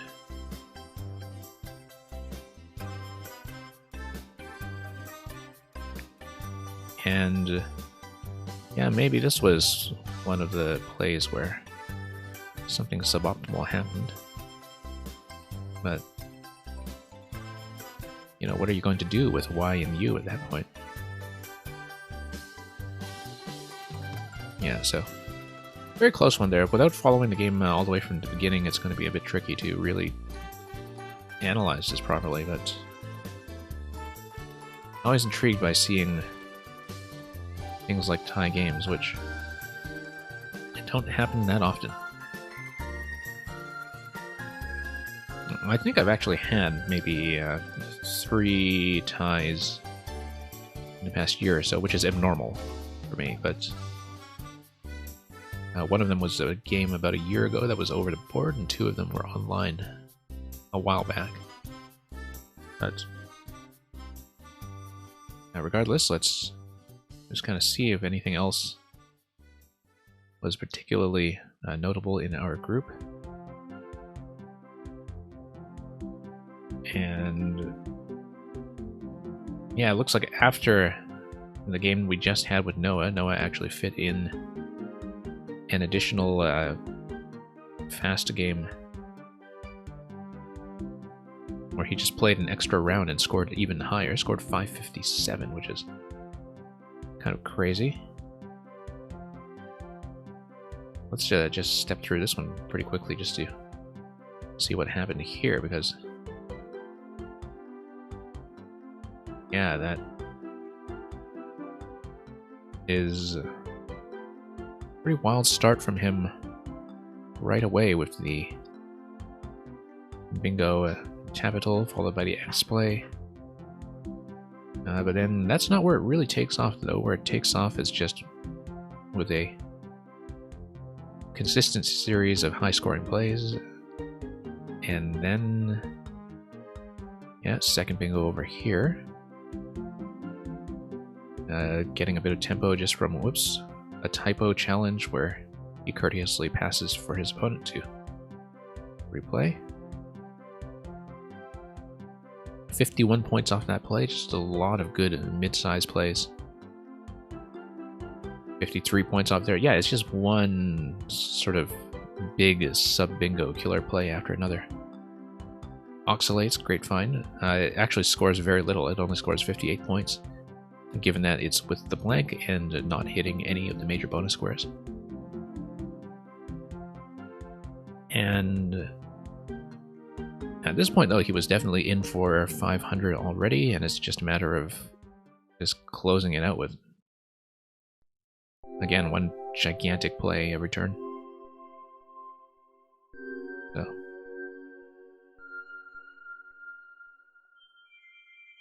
let's see if anything interesting went down outside of that. Any particularly high scores? I do think that 555 is the 557 rather is the high score of the night. In a bit of a bonus game they fit in between rounds. We had a 548 over here. And you can already see how that happened. That's got to be through a Renotify on the top right. Renotify, which would have scored some crazy amount, I'm sure. Yeah, 160 points, 167 points for Renotify. So yeah, lots of triples going down. This might be the play of the night, actually, in terms of score. And that's, you would have this going down through the O. Huge score on that. Easily enough to be responsible for a 500 score for sure. Especially because Michael, who played that, also managed to play Yeeling.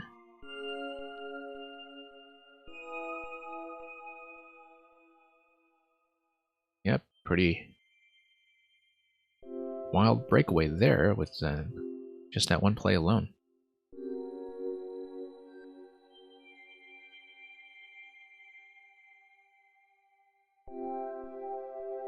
Yeah, once again, just sort of awaiting the round 3 pairing.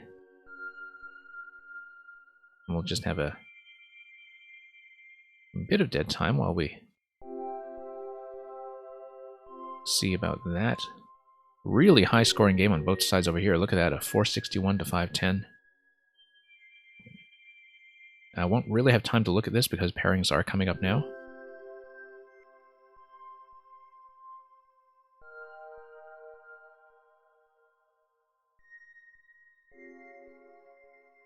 And okay, let's get to our next opponent, right? Just one moment here. Did we just see Stegodon in that game? Let's go back and look at that. That was really pretty fancy. Look at that Stegodon. That's a great find. If it means what I think it means. An extinct mammal with ridged teeth? Yeah, that's what it is. Look at that, just fantastic plays all over this board.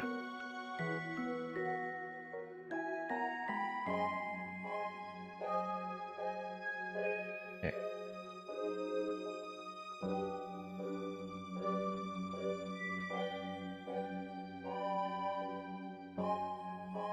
Yeah, a couple of matches going already. We're just waiting for our opponent to make contact right now, actually.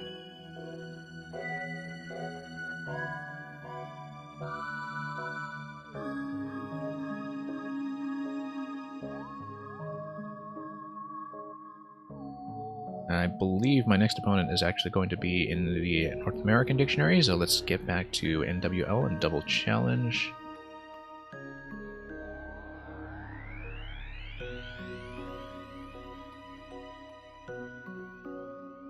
And we are in the lobby, so...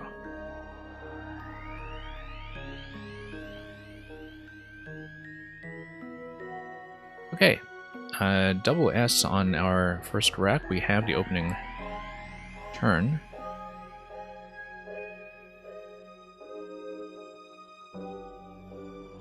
Don't know what we'll quite do here.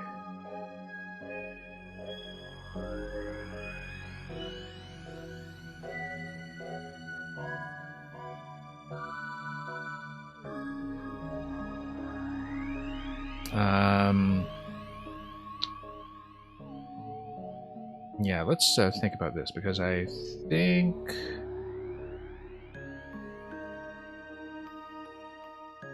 we don't really have anything that would be a 7. I don't really want to unduplicate my S's yet until I have a good reason to do so for points, given how early it is in the game. I just go for something like lay and just go with that. Because I was looking for some kind of play that would give me Y over here or Y over here. But I'm not about to burn S's for that, so...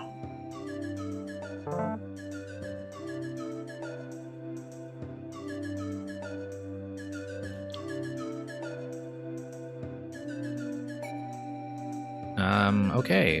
The double A here is not really that great. It's the main thing that's a bit of an issue right now. Interestingly, if we have an N to play through, I believe we have Anapests and Peasants. But we don't have an A. Kind of looking at what could happen potentially with maybe the LESS ending, but I don't think we have anything there.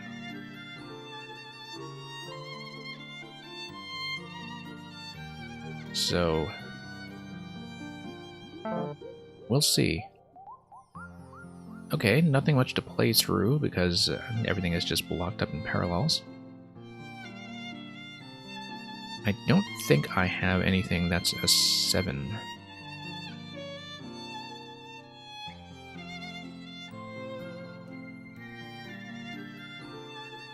But we'll see about this. Hey, minibarf. I don't want to burn that. Well, no, because I don't have a D. I can't do pasted. And I just have the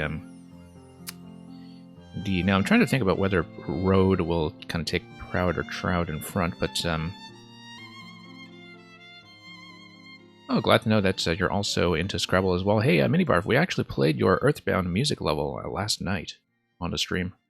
We were doing a bit of a catch up on a lot of our friends from 4YMM. Like Tapas, maybe. I don't know, once again, if I want to burn the S just yet. I don't know if proud is going to be good. Like, if you have a... I don't think it is. I'm thinking about, like, the prow of a ship. So let's just do that for now, and we're going to get hit with a Q pretty early in this game. No real spot for it yet. So it's just going to be a bit of a burden. And yeah, minibarf, we are definitely not spending the S's trivially. Sometimes when you have a double S, though, you run into a couple of problems. In that, you know, you can be close to something big, but it leaves you in a situation where you have a low point rack and the S, when it's duplicated, just kind of gets in the way. But yeah, no, I know in general, like, the theory is pretty well known in terms of keeping the S's for big plays that take advantage of open hooks. Right now, not that many possibilities for that, actually, because the only S spot is through here. Interestingly, there is the possibility of something like 5-letter words ending in A for ATAP. But other than that, we would be looking eventually at spots like this. And yeah, the Q is a real burden without the U. And the U's are a real burden once the Q goes down, right? But we're so early in this game that we'll have to think about that carefully. Might just have to play through it until we get something like an I or the U to use with the Q.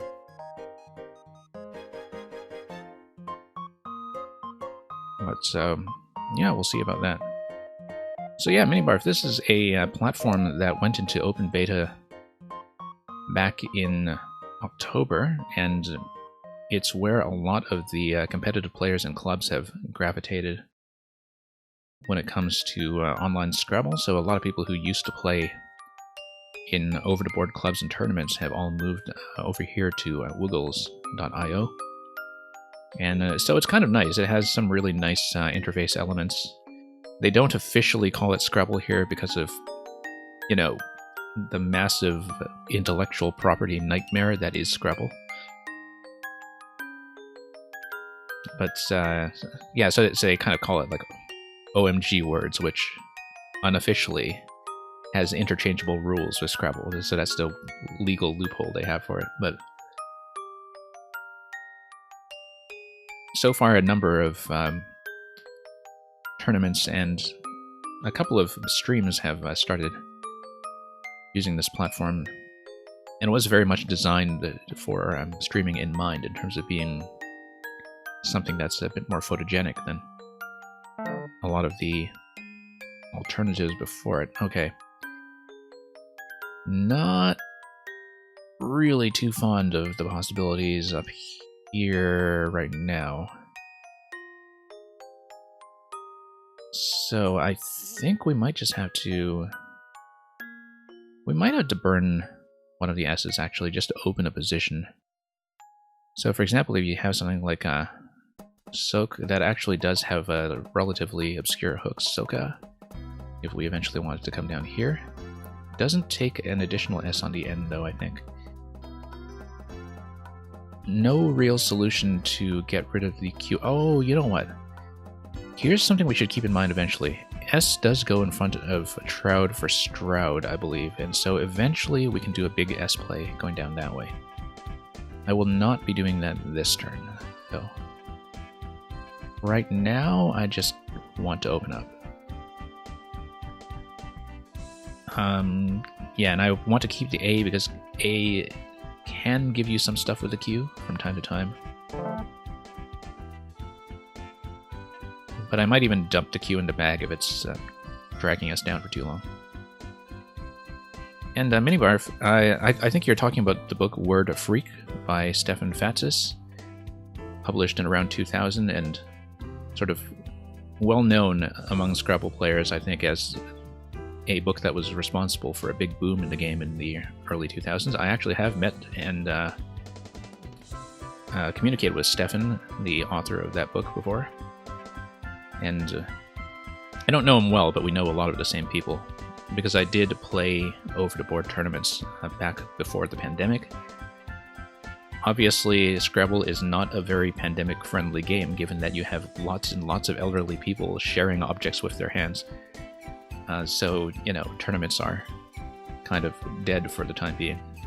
But oh, Word Nerd by Susan Nielsen. Yes, I think I know what you're talking about with that one as well. I have not read it, but I think I know which book you're talking about. But, yeah, the thing about Scrabble is that it is something that can be learned.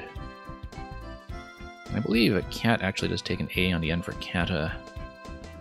I actually think I just want to dump this for silly 12 points, though. 12 points isn't much, but I do want to dump the Q as soon as I can. Because until then, it's going to be a huge burden to the entire rack. And look at that, my opponent is going to do the same thing and dump that there. Now, we do have an S spot here now, if we want to do anything with, you know, pubs or something. I don't think pubes is actually in the dictionary, although maybe it should be. Like, it's one of those where you would think it's supposed to be there, but then sometimes you can't really trust the dictionary to give you the fun stuff. Do I have a place for subpoena? Do I have an A for oh my goodness, I've got that. Look at that. Okay, great. Fantastic. We're in business. You know, I almost missed that, and then I thought, oh, sure, let's be diligent. Let's find the SUB prefix and do something interesting. But anyway, that's going to leave the E combo here in a sort of vulnerable position. But yeah, we might be able to take advantage of it somehow. Like with Veil or something. Like if this is still available next turn, I'll take it. The priority should be to dump either the V or the W, especially the V at this point. Of course, with QAT dangling there, the S spot down in this lane in the bottom is still a potential threat. So taking the triple would also diffuse that threat to some extent. So, Thorny, okay. We should look at this spot just to see if there's anything particularly good. You know, there's stuff like Assel, but that leaves us with VW and doesn't score as well, and so I don't think that's going to be what we want to do. I think we just want to take Veil down here. We don't have enough vowels to really take advantage of a parallel down there.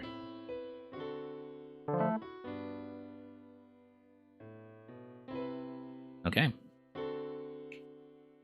So, one thing as I was saying earlier is that we do still have both the A spot here and the S spot here for plays going in one of these directions. Interesting is that if you have an A up here, you can actually further tag a W on top of it for WATAP. Holding one of the S's, one of the better spots for me to go eventually is also down here with Sock.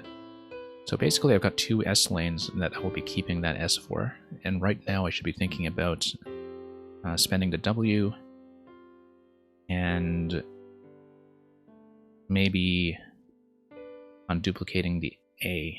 Now, it is probably worthwhile to spend the S for something like Ways. That scores 42 points if that remains open, and I think it actually is worthwhile given how many points the S is giving you compared to the nearest plays. We should, of course, think about whether or not there are any longer words that end with way, but I don't think we have that. And yeah, Minibarf, it doesn't take too long to learn the most useful Scrabble exclusive words. You know, because you can just get a lot of mileage positionally just out of learning all of the 2- and 3-letter words cold. And because the 2-letter words give you all of the parallel positions, and the 3-letter words kind of give you the sort of secondary parallel positions, as you can see in this block that you have in the center. And then after that, it's kind of learning how to use high probability tiles for racks that will come up fairly commonly. But yeah, there aren't that many 2-letter words. It's about 100 of them. And then about 1,000 3-letter words, depending on the dictionary that you play. So there are 2 major competitive dictionaries. One that's dominant in North America, which is the one in this game, and one that is dominant internationally, which I was playing actually in the other 2 games on the stream earlier today. And I'm not as familiar with that one because the international dictionary, Collins, is about double the size and has tons of stuff that still looks very weird to me.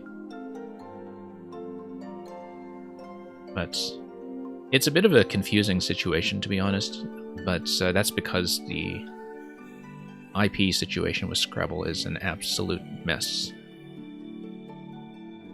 Because, you know, basically Hasbro owns it in half the world, and Mattel owns it in the other half of the world, and they have their own dictionary licenses and so on, and nobody really likes the situation, I think. But a lot of the competitive players will try to be at least functional in both dictionaries.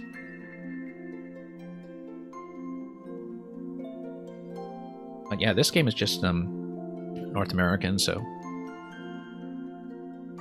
because there are fewer words, it means that you get into really blocky positions sometimes. My opponent is burning a lot of time on this turn. I think she might be in a sticky situation.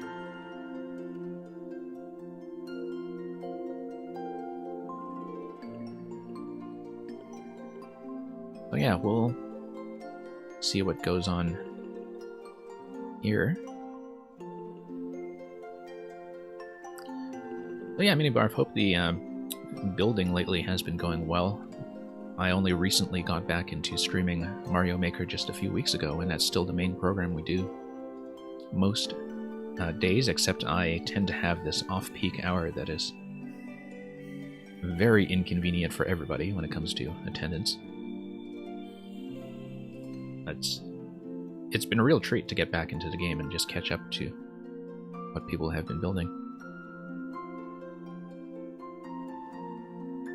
And yeah, right now just making for my opponent to make her move. I do think that first choice for me is going to be Ways.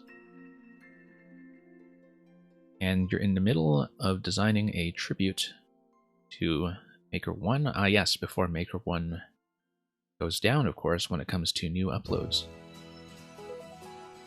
And yeah, I know another guy as well who's trying to make like interconnected levels in Maker 1 and 2 that have clues pointing to each other, but I don't know if he's actually going to finish that in time. And then, of course, there's the whole situation with Chain Chomp Brayden if you're following that at all, where he's trying to get his upload in before the end. But yeah, there's a lot that, you know, we have been missing about Maker 2. Ah, okay, so she was spending a while because of the blank. Okay, so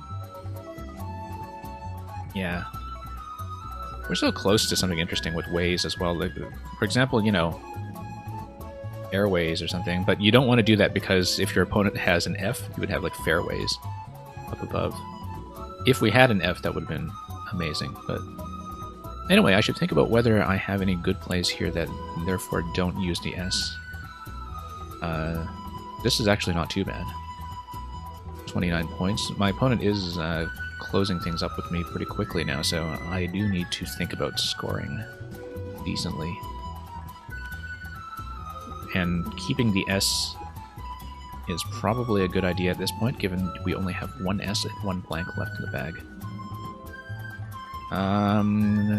Bag is still relatively vowel heavy, only 3 A's left though, but I like that. I feel like this could probably be a play over something like a... If we have an E, maybe there's something in here. But we'll see. Always interested in looking at, you know, prefixes like over. Also going to see if we have anything that could come down in that spot. Still a pretty sticky situation down here with the Y being wide open. But we'll have to see if that's going to give us anything useful. Currently, the priority should just be to get rid of the V, because the V just gets in the way of stuff.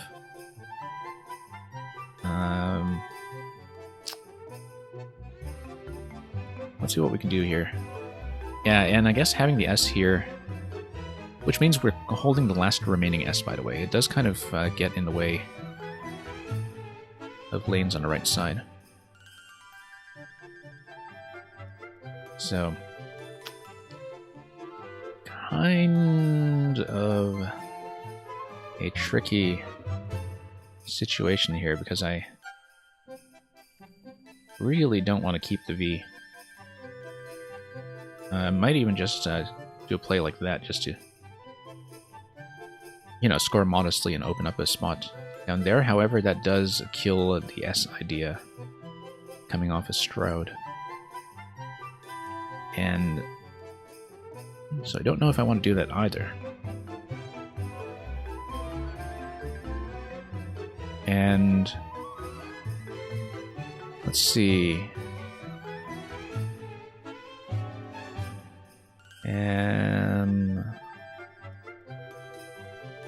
Oh, we totally have something, don't we? We have Victor's over here. I think Stroud is good. I certainly hope so. Oh, did you just... Oh, you saw that ahead of me. Okay. Minibar, just so you know, as a matter of etiquette, just so I'm not accused of cheating or anything, like, wait until I miss the play to call the play, just so you know. So nobody, you know, gets the impression that I was cheating by reading the chat or something. So, just be careful with that. Yeah. That's why I have the little notice on the bottom left. Please don't suggest plays for the current turn.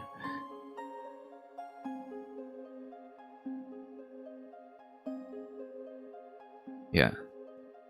Well, anybody going through the record will just have to take my word for it that I tried to play that one honestly.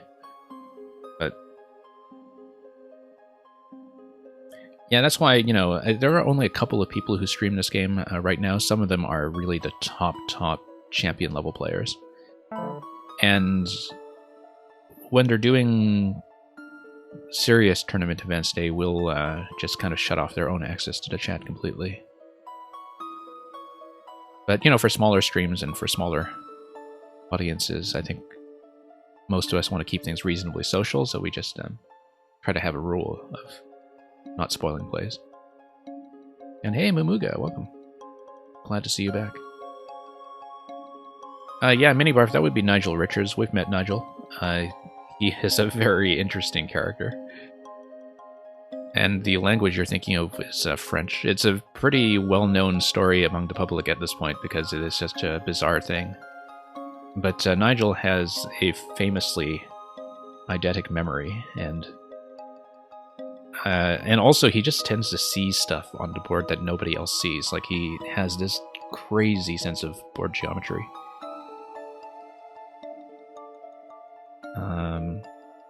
Still trying to figure out whether I can do something. Also, interestingly, if you have an E, you can probably go E victors over this. You can eventually play over that location.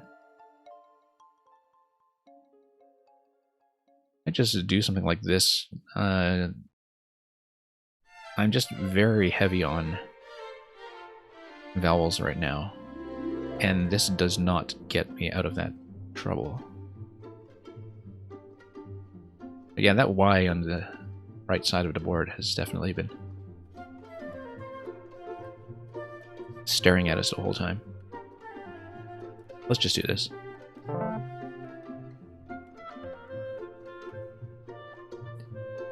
Definitely want to do something about that location eventually. I think Hoya is actually good. Hoya would be my first choice. Even if we do kind of stick ourselves with the U.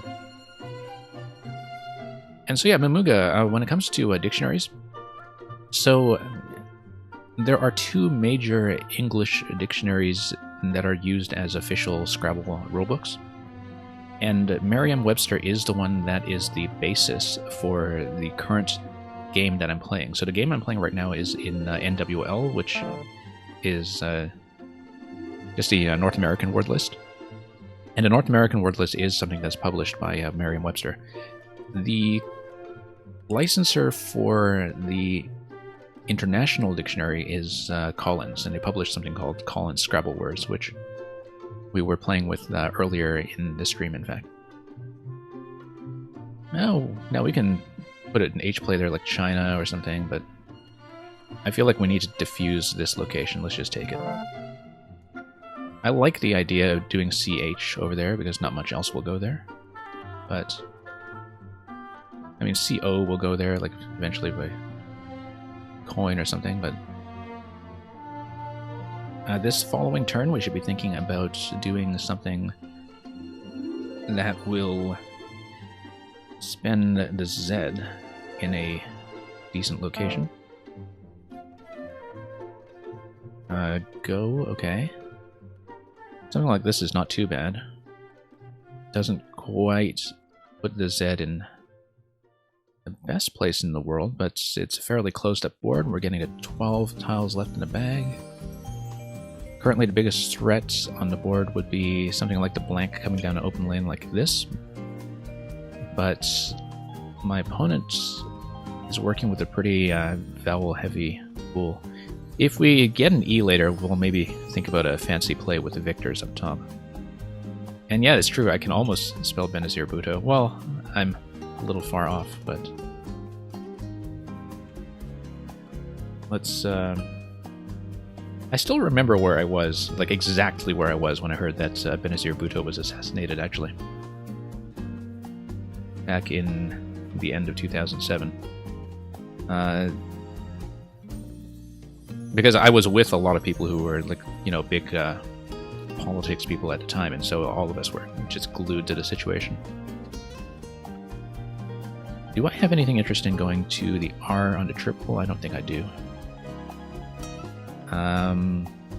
Yeah, let's just take this spot. Don't think I'm going to do much better. Great, we're going to grab the X. I think this game is mostly sealed. Unfortunately, I mean, if we use the X in a certain way, maybe we have like outbox and inbox and so on, but not in any decent scoring locations. My opponent changes 4. Given the remaining pool, I strongly suspect she had tons of vowels and just threw them in. I think that was very strongly implied. And yeah, Minibarf, enjoy whichever Mario stream you're going to afterwards. It is, after all, Mar-10 Day, in North America at least. And, you know, we might be rating a Mario person at the end anyway, if you have a particular suggestion. There's one of the top players in Scrabble. You know, he has a much bigger Scrabble stream that runs at the same time as mine, because his club runs at the same time. And sometimes I rate him, but usually we finish up at the same time, so I may just send everybody over to Mario Land instead at the end of this program. Let's see what we can do. And yeah, I do try to stream these games here on a fairly regular basis, because I do have a regular group that I play with. X spot here is going to be pretty good. Let's just go Ox. 39 points, we'll take it. And yeah, I guess in Europe it's already Mar 11 Day, which, for Mang's purposes, is certainly one whole digit up above what our 10 Day has to offer. Louis 61 Day, yeah. That's not too bad either.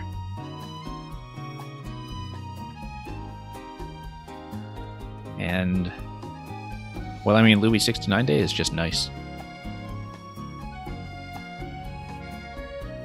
Okay, let's see what we can do here. Still looking at, you know, possibilities up here. I mean, we have the blank, but it's so late in the game that we're not actually going to do anything really useful with the blank. We're just kind of keeping it as insurance at this point. Like when you have, you know, 2 U's and a bunch of other junk. Not really likely at this point that the blank will give you anything. Interestingly enough, Gave, I believe, takes an A in front for Agave, which is, you know, the plant. But there are no A's left in the bag, so the only way that's going to be used is if somebody spends the blank there. If I spend the blank there, but I'm not going to do it because I don't see a good play to take advantage of that. I might just do something like this. It opens up to triple, but 3 tiles left in the bag. No, I don't know. Might even just dump this here, actually.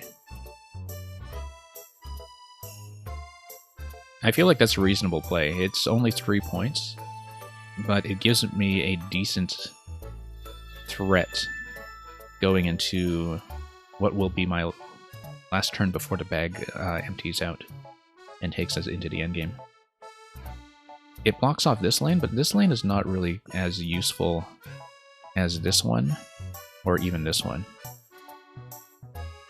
And so I just want to dump U's at this point. The bag is very vowel heavy. I will almost certainly, or very likely, draw more vowels to replace this. Okay, billets. SH is a word, so we actually do have something if this location remains open. Trying to look at like the BLE endings as well, like ABLE, IBLE, and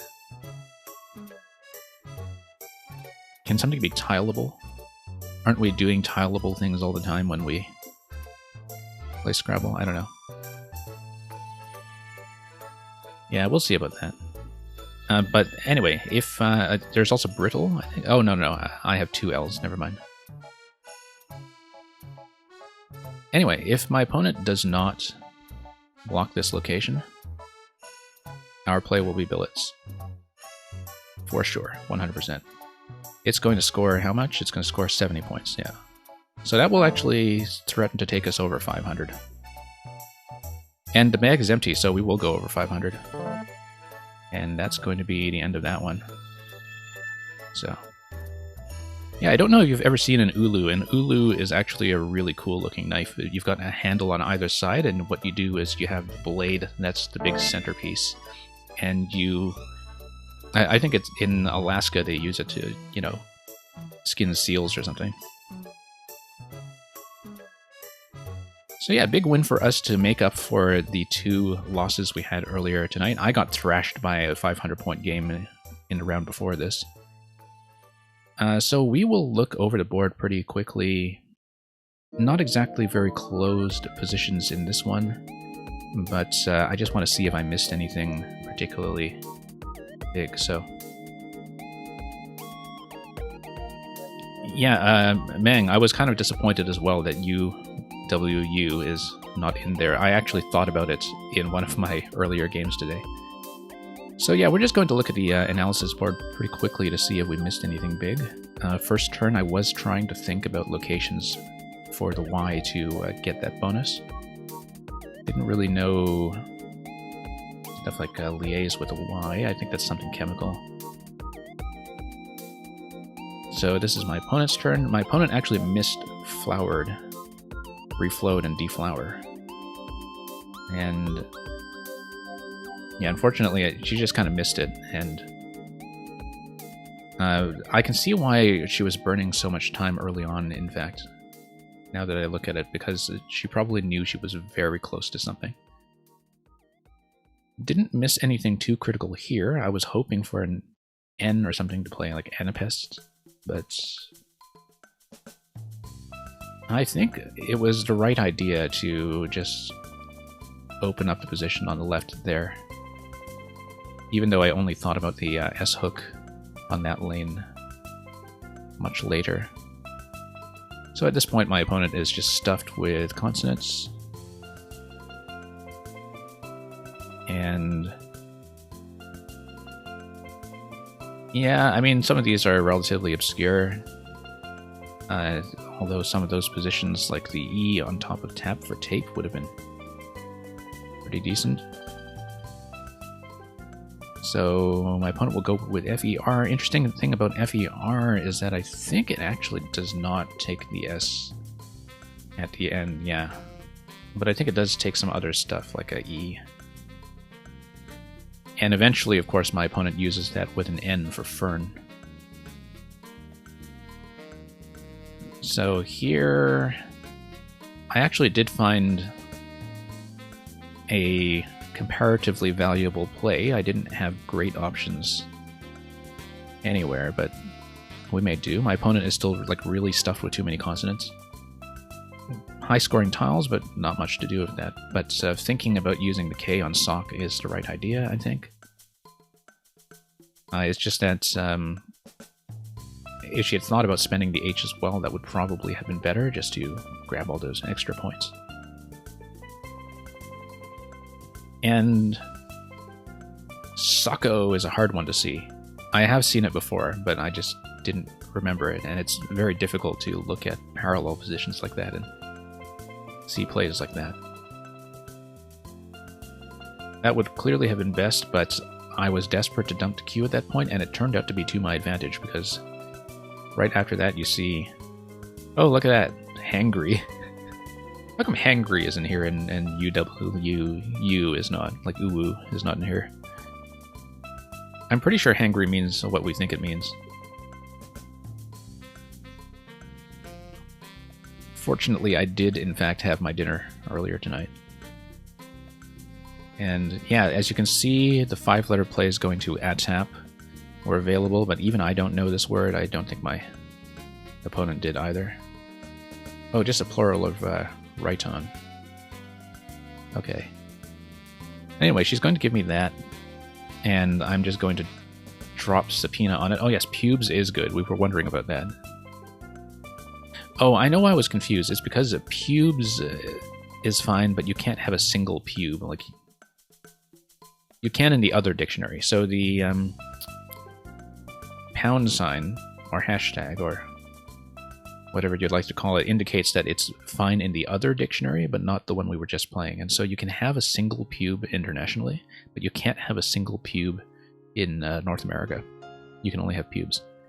And regardless, we decided to file a subpoena, which is a play I was very happy with, because, you know, normally you don't look for combinations like BP and OE, and that's a hard word to see.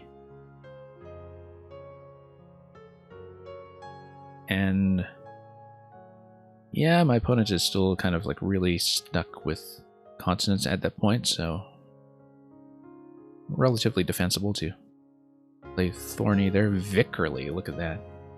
Didn't even consider that. I don't think I knew that vicar could be an adverb. But I guess if you're kind of a vicar-like person, you're a very vicarly person.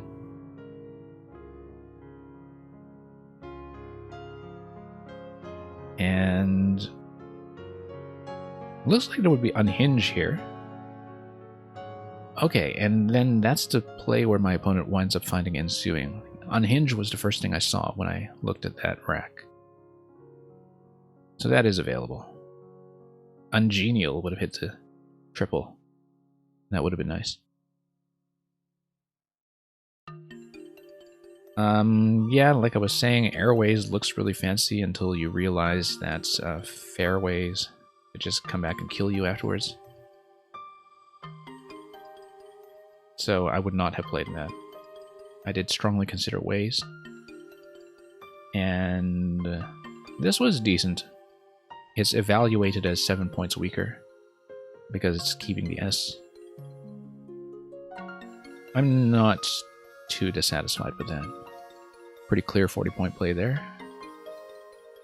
And here's Victor's. Oh, I actually missed the better spot for Victor's because once again I didn't see Sako on the right side. Let's define Sako actually, since we've looked at it twice already.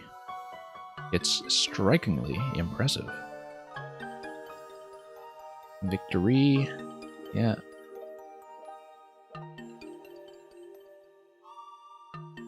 And okay, here's Emid. And here's the Victor's hook I was talking about earlier, but my opponent did not really capitalize on that either. Here's Fichu, no relation to Pichu. That's a light cape, usually of lace, worn by women to cover the neck and throat and extending to the shoulders. And yeah, some of this stuff we don't know. I was looking at that spot, but I just don't think I knew. Sure.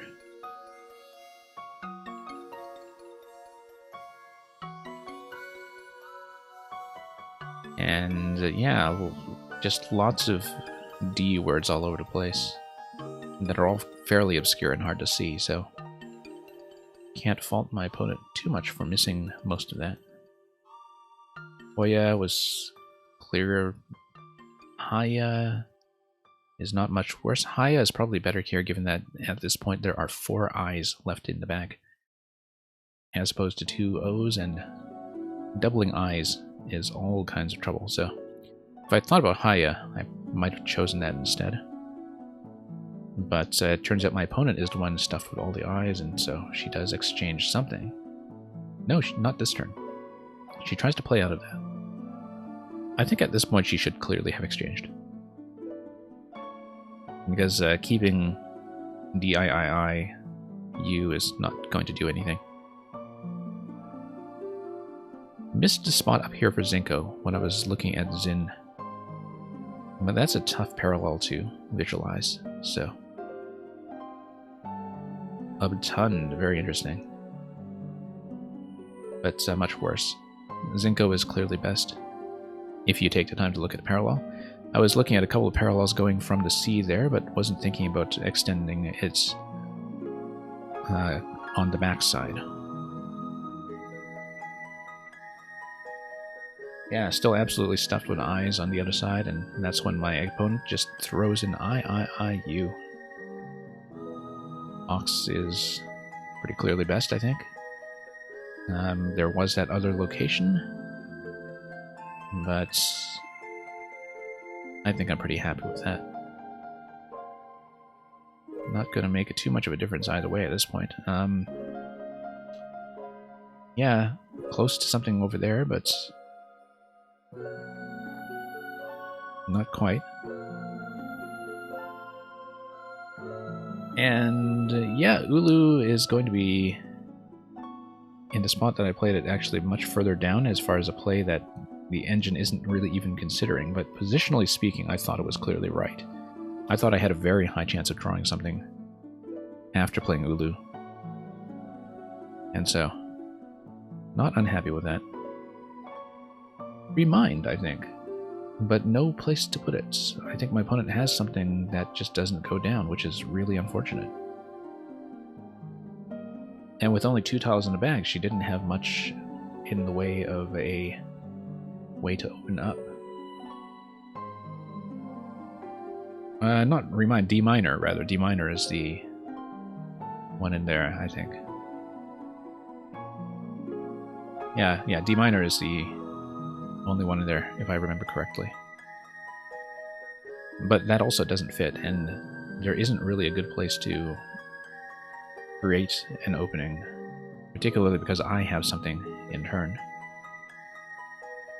Billets is the best play, Listable, Bastille, but those are the possibilities, so... And yeah, that's pretty much going to be it. Puts me over 500.